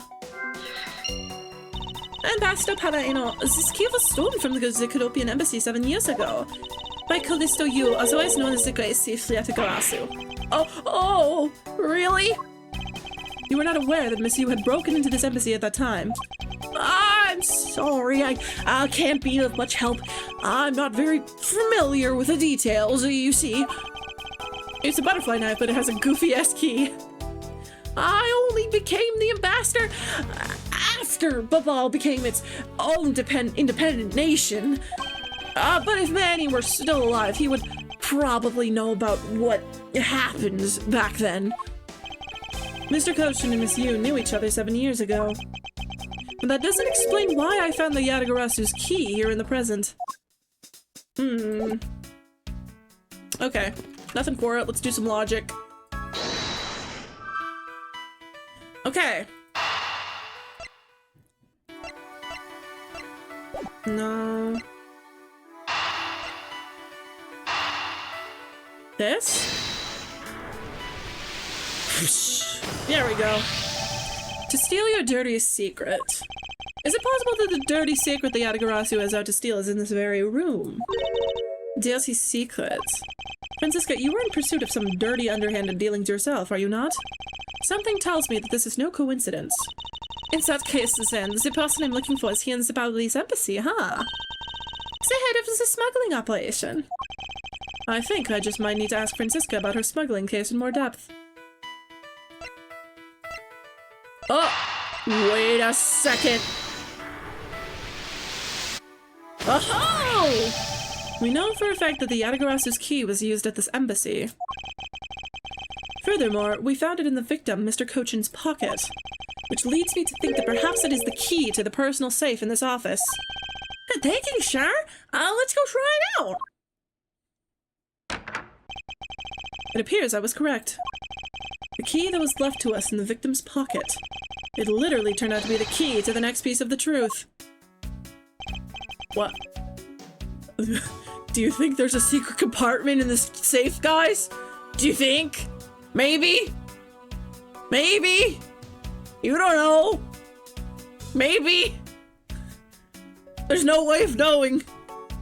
Huh. What do we have here? Hey, there's nothing inside. Nothing inside. Do you think maybe the Yatagarasu made off with everything, sir? No, Detective, I believe all we need is a closer look. Yay! What's this? Hey, there's a hole here, sir. It's a little too oddly shaped for a latch hole. Oh, that's a funny shape for a latch hole, huh? It's shaped kind of like a star, don't you think, sir? Detective, I would hardly call that shape a star. There must be some reason for this hole. Well, there's gotta be some reason why this hole's shaped so weirdly, you know? Am I overthinking this? No, I don't think so. Maybe I'm overthinking things? Nah, there's no way I could ever do that. Oh. Detective Gumshoe, could you please be quiet for a second? You're frightening me. My new headcanon is that Gumshoe has psychic powers, but he's just like, he doesn't know how to use them. What is this here? It looks like this ripped corner of a piece of paper, sure. No, I don't think it's ripped. It seems more to me like it's stuck in the safe. Hey, you're right! It won't budge an inch, not even when I tug on it. But I don't think I've ever seen paper stuck on the inside of a safe before. Hold it! Detective, I think you have it backwards. It's not the paper that's strange. It's the safe. He just accidentally assumes that the thoughts he reads are his own, yeah. What do you mean? When What I mean is that the secret to the safe is it has 2 compartments. Even just eyeballing it, you can see the inside is a bit too shallow. Furthermore, with the unnatural way the paper is stuck at the back of the safe, I'd say that there's an extra bit of space behind the back wall of the safe. In other words, the safe is a sacred compartment. What? I suppose you're correct in asserting that this paper is stuck in an unnatural manner. However, if what you say is correct and there is a second compartment, how do we go about opening the door to it then? As you can see, there's no other lock or keyhole in sight. Actually, there is one more spot of interest to me on this safe. Oh? Yes, and I believe that spot is the keyhole to our mystery second lock. This safe and its locks. Alright then, since you're so sure of yourself, show me how you deduced your answer.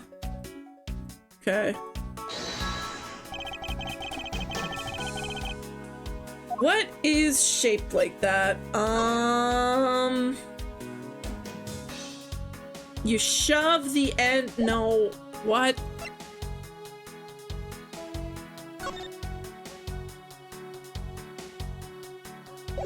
It's gotta be the knife. Doesn't the shape of this keyhole remind you of something, Franziska? This shape? It does look fairly familiar. However, I believe it's simply a latch hole for the safe's lock mechanism. It's just for keeping the door shut and nothing more. Hold it! Is that so? The person who used the safe, Mr. Cochin, made sure the safe had 2 compartments in order to hide something. Do you honestly think someone like that would allow the keyhole to the hidden half to look so obviously like a keyhole that even the average person could figure it out? You can't be serious. Are you saying that this hole is the keyhole to the hidden compartment of the safe? That's precisely what I'm saying. And I will prove to you right now that the Yatagarasu's key is the key that will open it. Objection! The Yatagarasu's key? This has better be a very bad joke. Sorry, but this is no joke. The Yatagarasu's key is the very key that will open the second compartment of the safe. We know this key opens the first compartment of the safe. But the keyhole you're talking about is of an entirely different shape than that of the key. This? Oh! Oh, okay. Let's go over this again, shall we? The Yatagarasu's key was originally made to open Mr. Cochin's safe in the Kodopian embassy. The key is the key that will unlock the keyhole, which requires the key to unlock. So you use the knife as a key, but the key can also turn into a knife, which you can use as a key. And then you can turn the knife key into a key knife, and then you can knife the key knife into the up-down safe unlock. Yep. Fez! Now let's take a look at the back end of the key. It was a double key the whole time. This is the real keyblade. Looking at the knife portion head on, what do you see? What are you talking? Ah! And then you're worthy of the keyblade. It appears you have come to understand what I'm talking about. When viewed head on, the knife's blade is the exact same shape as the keyhole. The real function of the knife portion is to act as the key to the hidden portion of the safe. The knife, of course, can also turn into a key, and then you can key the knife up, down into the keyhole, unlock the safe, safe then unlock, turn the knife back into a key, key the knife into the knife hole, and then you got it. And that is the true meaning of Christmas. But this is preposterous! Because it looks like a knife and was used like one that killed Mr. Faraday 7 years ago. We fell into the misconception that it was always meant to be a knife. However, the knife was always a key knife, key knife. So both the safe and the key to conceal such clever tricks, and also the key knife was used to knife into a person, which ended Mr. Byrne Faraday's life, which I guess was the key to his death. The knife, of course, was the key to which led to him dying. And it was stolen, so the key knife was out of our reach, and it was a knife key. It hurts. Whichever is hidden inside the secret must be of incredible importance. Sen, it's even possible that I've been searching for is inside. Scuffy, hurry up and open that safe. Yeah, sure. Open it now, sure. There's just a bunch of souvenirs. These items, they're a bunch of funny shaped things. I guess a piece of... You're in the way. Now, move, Scuffy. I didn't think I was in the way. Well, wait, you can use the key as a knife if it's already been used as a key. I didn't think I was in the way. These pieces of art. The identical to the ones have been stolen from various countries around the world. I figured as much. These are the treasures that this section of the safe was to hide from view. Huh. I believe a more thorough examination is required. These are pieces of stolen art from around the world. I wonder how much they're worth, especially this one. Ah! Scuffy! Don't touch those valuable pieces of art with your filthy hands! Fi, do you have any idea of what would happen to you if one of them were to break? It's just me, or did she hit one of the pieces of art just now? What's this? This is the document that we thought was stuck earlier. I wonder what it's about. Reach me, sure. Why don't we take a look at it first before we give up, Detective? I can't. Yep. Manny Cochin.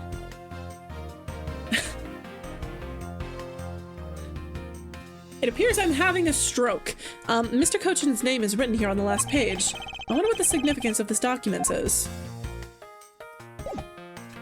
Oh, there's more.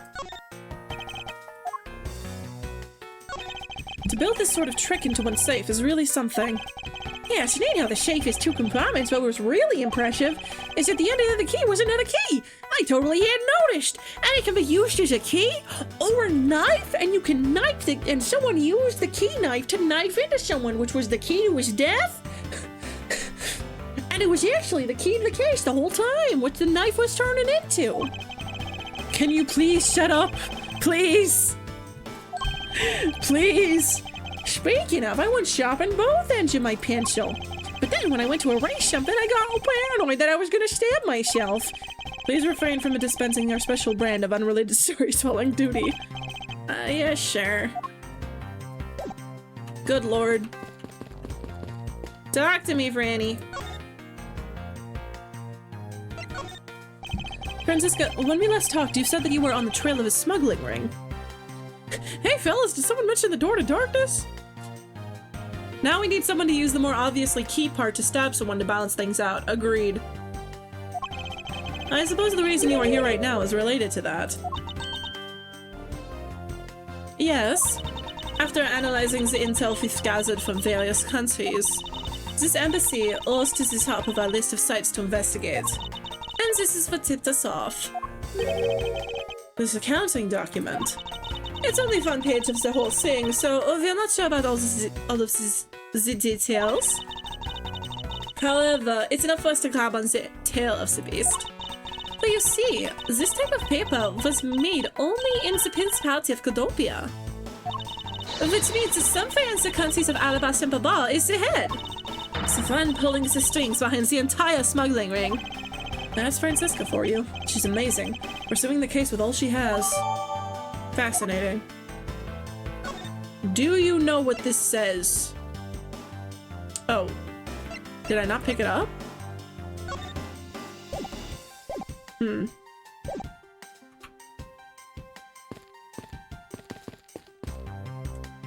There's logic? No. Oh. Oh.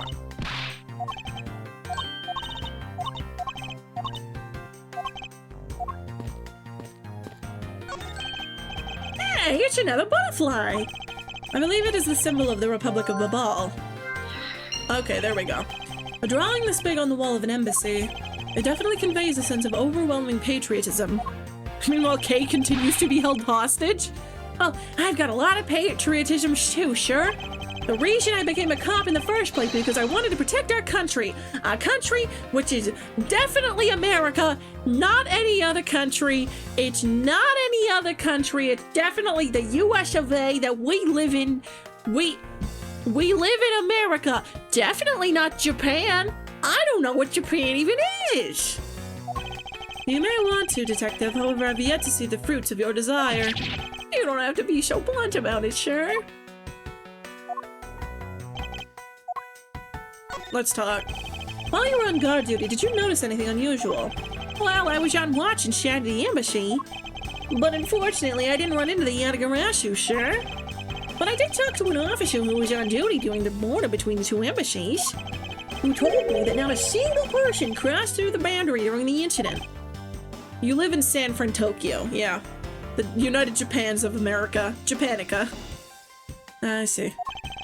The investigations into the fire and the Yatagarashi were a mess thanks to both events. I'm so confused, sir. Should I be putting the fire out or investigating? What do you think, sir? Aren't you old enough to solve your own problems yet, Detective? Wait. Look at my badge. Hey, it's a prosecutor's badge. This thing's really important, right? So what would happen if you lost it, sir? Why are you asking me such an ominous question? Well, because I've lost my police badge before, sir. I just wanted to tell you to be careful, sir. Because writing the explanation sections on those requisition forms is really annoying. I believe someone needs to listen to his own advice a bit more often. I'd like an update on how the investigation is going. Oh, yeah, well, it's going, sir. In other words, no one has any idea of what happened here, correct? To put it simply, yeah, you got it, sir.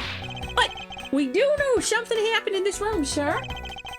Any moron with a pair of eyes can see what happened, Detective. Oh. Well, anyway, let's investigate every single nook and cranny in this room, sir. We have to get serious. Okay, we'll end up getting arrested as a killer. Yes, I'm already well aware of that. Oh. In order to find out what really happened here in this room, we will need to gather whatever information we can. It's time to take a good look. It looks like all that's left is a bunch of burnt stuff.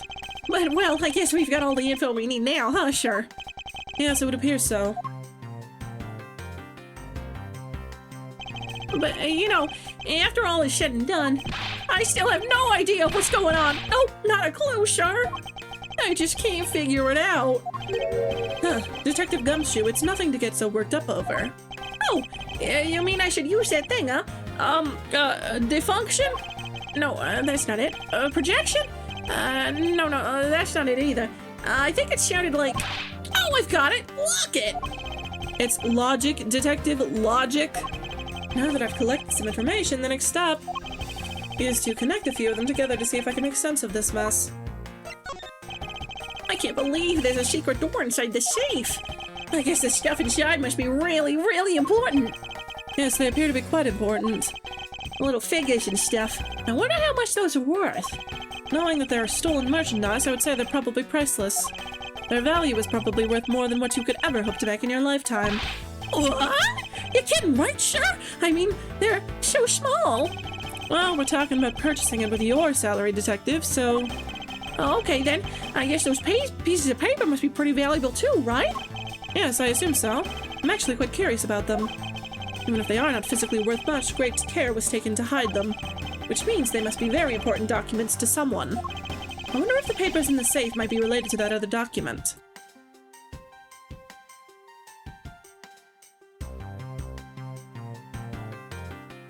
I just noticed something.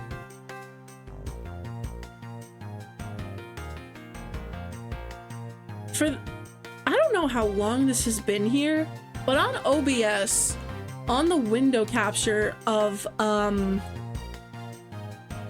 for Firefox, it said this. It says lean 100 servings. I don't know how long this has been here or why. I'm assuming I don't have that tab open. I don't know why it says that.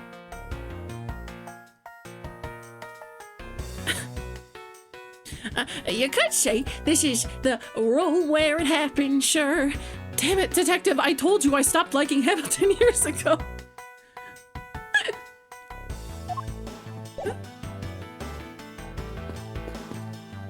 My browser loves lean. Why? Okay, nothing to do except... Oh wait, hang on, I have an idea. Look at this shit. Look what I got. Check this out. What do you notice about this piece of evidence, Detective? Firefox is subliminally suggesting you buy the lean flavor of gamer subs using Vegin 5's eventual partner code. Shit, you're right. Well, I don't really sense anything special about it, but the embassy is a different story. I see. I'm not really sensing anything special from you either, sir. Well, I'm sensing a special look at your monthly salary, detective. Okay, let's logic. Oh, I wonder. Oh.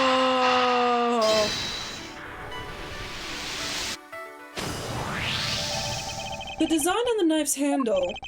It greatly resembles a special babbly species of butterfly. It does, doesn't it? Plus, it says right here, this knife is property of the Republic of Babal.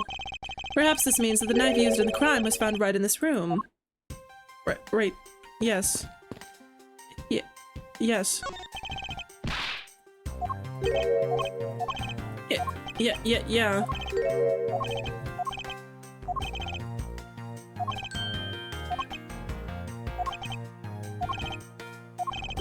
Please, God! What do I do? I don't know what to do anymore. Oh, shit. Oh, I can deduce shit now. This? Take a good look at these documents, Francisca. It says there's 3 pages in total, and yet there are only 2 here. Yeah, because it says 1 of 3 and 3 of 3, so that's how we know. Correct. Now take a look at the smuggling activity document in your possession. Tell me, is it not possible that your page was taken from this set of 3? Well, it certainly looks that way. By putting our multi-part puzzle together, we seem to have arrived at an answer. And it seems that you have now found what you were looking for. Yes, and for this, it has become crystal clear that Mr. Colchin himself was responsible for some mass smuggling of Bubbly's ink. Is that what you were smuggling? Bubbly's ink? That's what we call the drugs. You didn't think it was just ink, it was the drugs. That's obviously what they're trying to come across, but they don't want to actually say it because this is a children's game. Well, not children's game, but like pre-teens game. Bubbly's ink is a special product of the Republic of Babal. However, due to a special reason, only a limited volume was ever exported. Hold it! And that reason is? That's classified. It's on a need-to-know basis, and you don't need to know. I'm guessing they just don't have a reason. In any case, it seems the head of the smuggling was our victim, Mr. Manny Colchin. Quality ink can be insanely expensive, that's true. His base was in an embassy, therefore it was hard for both our country and his to interfere, making it the ideal conditions under which to run a smuggling operation. This is so frustrating. I lost the person I was still in judgment upon with my whip of justice. Well, even if he is dead, we still have a responsibility to look into his misdeeds. You expect me to whip a dead man? Pfft, I'm not interested. Francisca, you must know that Manny Colchin was the suspect in the KG8 incident. Of course I know. On top of being on the head of the smuggling thing, there's the matter of what really happened in that case that needs to be resolved. We did it! Are you done investigating? Probably needs the butterflies or something, so it's hidden to print copies and keep the butterflies safe. Yeah. You realize now, don't you? That this girl is the only one it could be? Now come along quietly, Yatagarasu. Cave Faraday. You're under arrest for the murder of Manny Colchin. Mr. Edgeworth! Please, you have to believe me! I didn't do it! I chased the fake Yatagarasu in here! And he was already... You have the right to remain silent. Anything you say can and will be used against you. I'd like to help you reduce the number of mistaken arrests Interpol makes. What is that supposed to mean? I believe I told you that Kay Faraday is not the culprit of this crime. Very well. I suppose I have no choice. I'll show you just how foolish your claims are.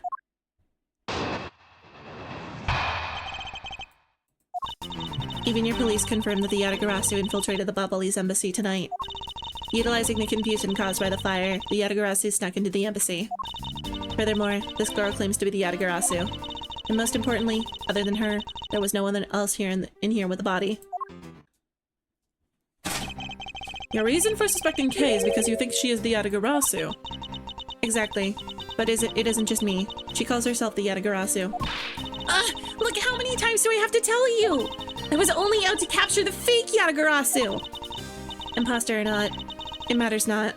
A Yatagarasu is a Yatagarasu. Very well. Then I shall prove that Kay is not the Yatagarasu who killed Mr. Manikochin. Go ahead and try. Show me what the prosecutors of this country are made of. Your werewolf head-ass partner has probably falsely arrested like 50 people at least. Oh yeah? Judging by your expression on his face, I'm guessing that you want him to arrest you as well. That's neither here nor there!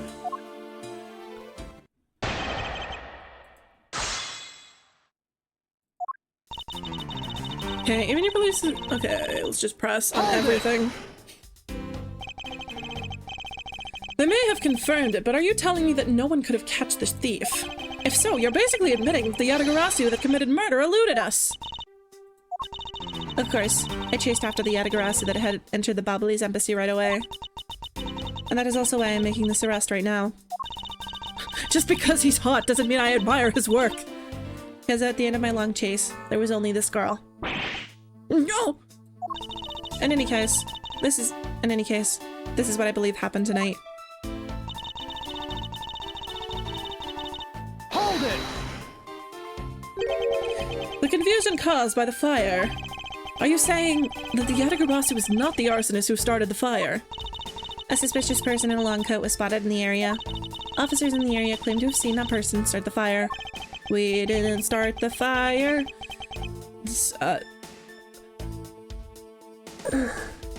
I just realized that I only know that part of that song, and then the rest of the lyrics that came to mind was not the lyrics of the original song, but in fact the other version.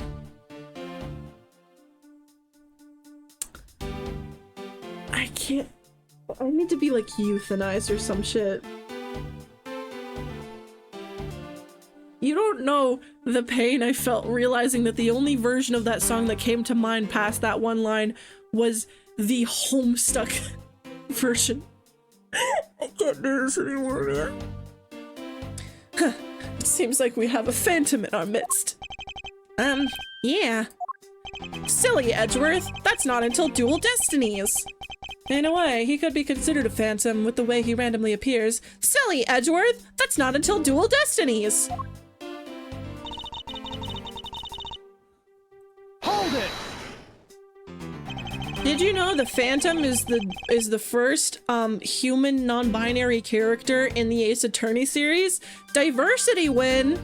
Just because she calls herself that, it doesn't prove that she is a killer. No, but it does give her a motive. The Yatagarasu sent a card saying, "I will be there to steal your dirtiest secret." Furthermore, there are documents pertaining to some smuggling activity in this room. She obviously wanted to steal them. So she killed Mr. Cochin for the key. I see. The logic is very sound. I expected nothing less of Agent Lang's secretary. However, that statement just now didn't sound right.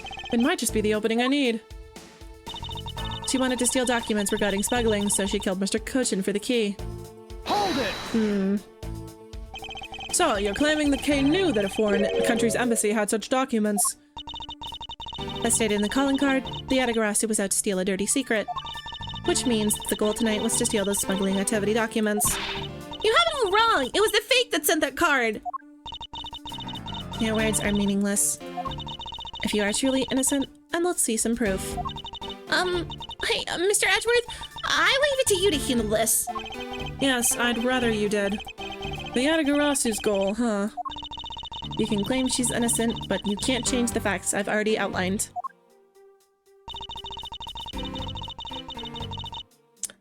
Okay. Hold it! I really don't think that being the first to discover the body makes her the killer by default. No, but if you saw the self-reported Yatagarasu standing in front of a body, wouldn't you get a little suspicious yourself? Even so, I'd still listen to what that person had to say before I pass judgment. Ha! Are you talking about yourself in those times when you found our suspicion? I think the pain of being falsely accused is something that you really should experience. I personally know that feeling really well, sure. And given my situation, I know exactly what it's like too. And science is never experiencing it, ever. Are you done with your little group conference? So, Agent Sheena suspects Kay of murder simply because Kay is the Yatagarasu. But if I can prove that the Yatagarasu's goal is not related to murder, then I may be able to begin to reason with her. This girl came to the... She wanted to steal documents regarding smuggling, so she killed Mr. Cochin. Okay.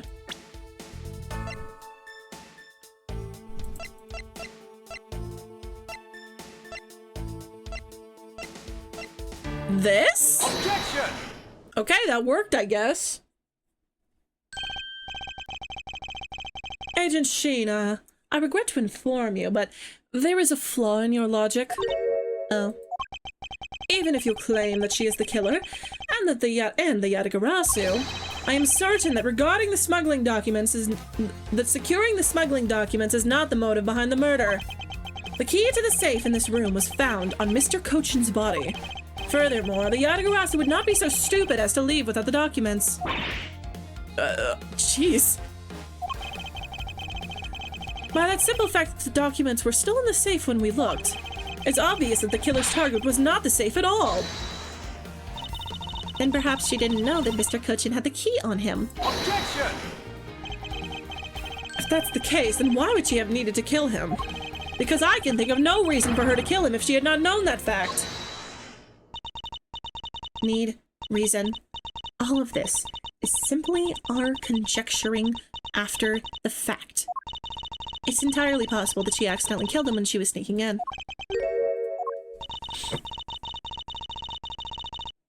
Perhaps she didn't notice the safe second compartment before returning the key. But the fact still remains that Mr. Cochin was stabbed to death. Objection! But you have no definitive proof that it was Kay who committed the act. Actually, I do. I saw her holding the knife she used on the victim with my own eyes. What? Allow me to tell you a bit more about the evidence that will put her away behind bars. She's still a minor. I don't know if she'd go to jail. The knife wound on the body is consistent with the blade of the knife. The knife with the butterfly handle is the murder weapon, which the killer was holding.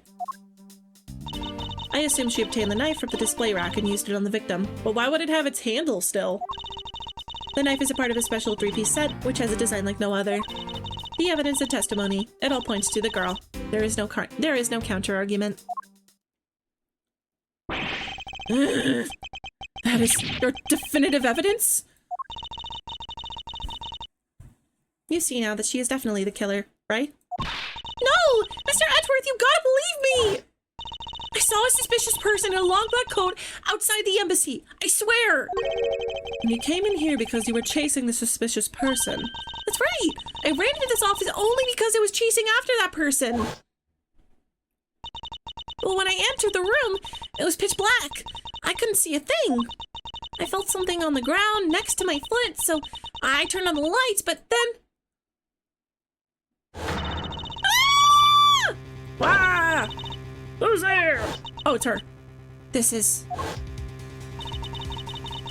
I came to this room upon hearing the girl scream, and when I saw her holding the knife, I immediately restrained her. So the object Kay felt by her feet on the floor was the murder weapon. But she was across the room! I had the knife analyzed right away, but we failed to find anyone's prints on it. But the suspicious person in the black coat who came to this room before me... You continue to insist there was such a person, but if there was, where did they go? That... I don't know! But I know they came in here! That sounds like the desperate excuses of a suspected killer, not a trustworthy testimony. You understand, don't you? We can't trust this girl's words, Mr. Edgeworth. She has a point. Even if Kay's words are the truth. I must show that they are with some solid evidence.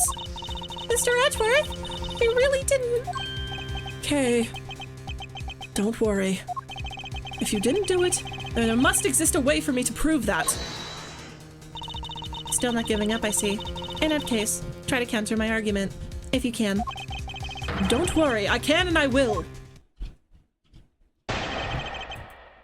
Definitive edition. Xenoblade Chronicles. Okay, let's press. Hold it! Does this mean that you already have the results back? We have confirmed that the shape of the Babalese knife's blade matches the wound. Please don't confuse the efficiency of Interpol's forensics teams with your own. Objection! I won't if you don't underestimate our police force. And so we're clear, I'd hardly say your logic is sound, which you will see in a bit. If you can prove me wrong, please, by all means, go ahead. That has been my intention all along.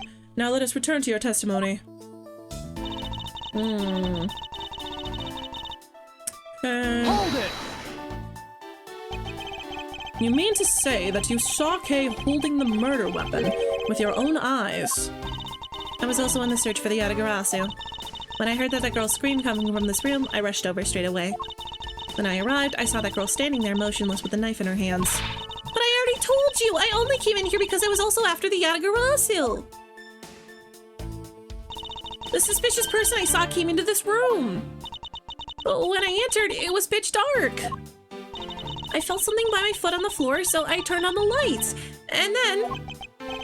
You found out that it was the murder weapon at your feet. How many times do I have to tell you? We can't trust the words of a suspect. The only thing you'll accept is evidence, is it? That's the only acceptable way to counter an agent of Interpol on the scene of a crime. Mr. Edgeworth, do you have some kind of evidence that could prove me innocent? I think I do, because there is one piece of evidence I find to be a bit interesting. Wait, hang on. Why? Okay. Genuinely, why is the knife, is the handle clean? I think I need to carefully examine that piece of evidence again.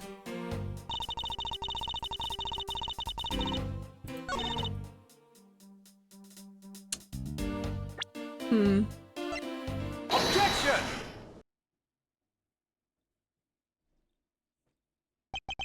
So, the murder weapon was the knife with the butterfly design on it.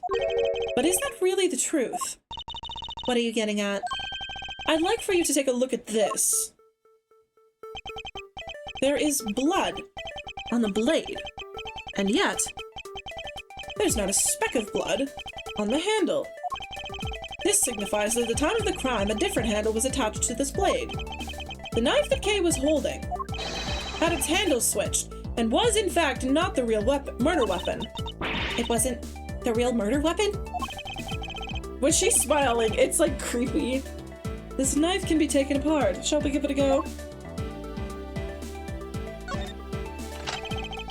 Ding! Oh, that's not a butterfly! As you can see, the Babalese knife has now been disassembled into two parts. The killer must have pulled the murder weapon out of the victim's body and proceeded to swap the knife's original handle with this butterfly one. It was all to create the illusion that Mr. Cochin was killed with a butterfly-themed knife.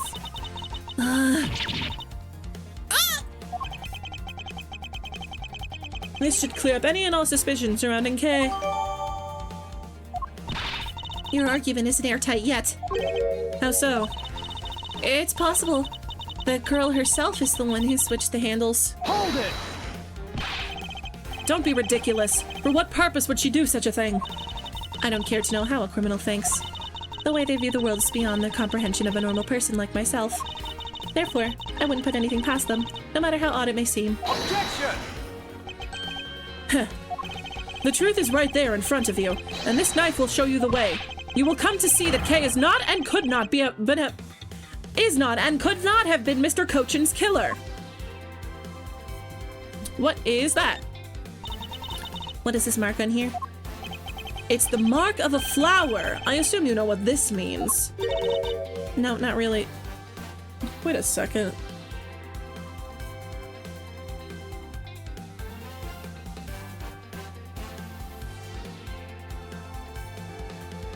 Do you see that? Mr. Chris? What are you doing here? Holy shit! It's Mr. Chris! From Splatoon! Butterflies rest on flowers all the time to drink their sweet nectar. And so they do. However, would this butterfly really drink the nectar of this flower? The answer is clearly not a chance. Now to prove the relationship between the butterfly and the flower with this! Take that! You can't be serious. Huh. It appears that you've made the connection. Flower on this blade is designed after a certain country's national symbol. That's right. The Kingdom of Alabast. In other words, this blade is from one of Alabast's ornamental knives. Ah! This part of the knife handle. Oh, baby.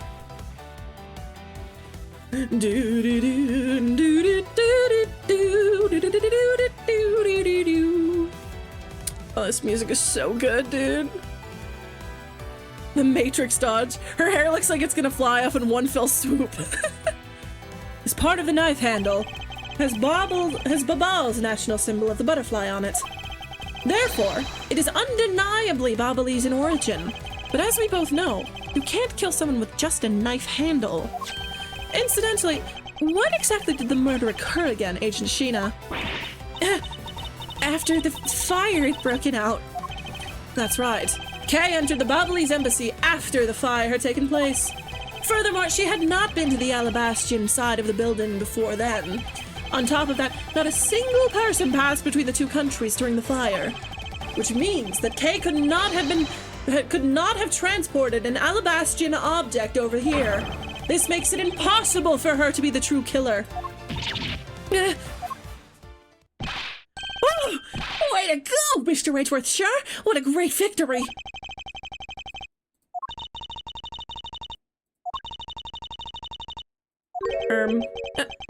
Why is everyone so quiet? I'm happy we got this far and cleared Kay's name. But what worries me now is what will happen next. Objection! Oh, shit. What is the meaning of this? An Alabastian knife? Yeah? Burn. Do you mean, how did this find its way to the Republic of Babal? It didn't just find its way over. Rather, we should focus on how it was smuggled over. You know what? My brain hurts thinking about it when we're just standing around. Thinking while you're on the run. Now that's the way a real great thief operates. Okay. Oh, thanks a bunch, Mr. Edgeworth. For proving me innocent, I mean. You believed in me the whole time, right? Tell me you did. Not really, but... Come on, you don't have to be shy about it.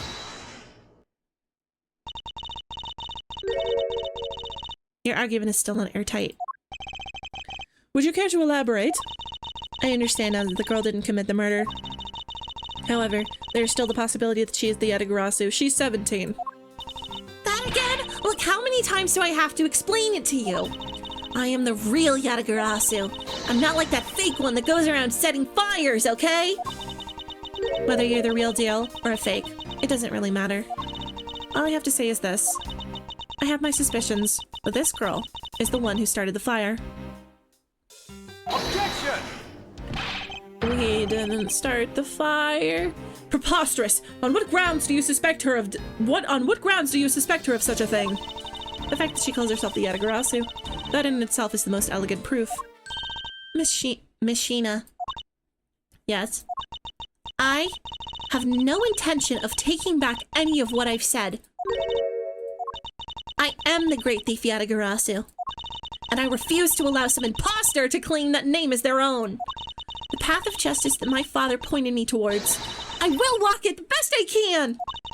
It's not good to be so stubborn. I hope you can understand that. Thanks a lot for the concern, Miss Sheena. Let me share something with you, too, as a token of my appreciation. She's so like Sonic Core. Those sunglasses totally do nothing from you, so I'll steal them from you next time, okay? What? Well, guess we better get going. Tee-hee. Going? To where? To the Kingdom of Alabast. If we don't go, we won't know for sure, right? I suppose not. We won't get anywhere simply by standing here thinking. To see if the Alabastian knife came from, we'll have to pay the Alabastian embassy a visit. Let's go on Nileside's first. As you're my subordinate, I will not tolerate you bringing the investigation to a halt. Huh. Understood.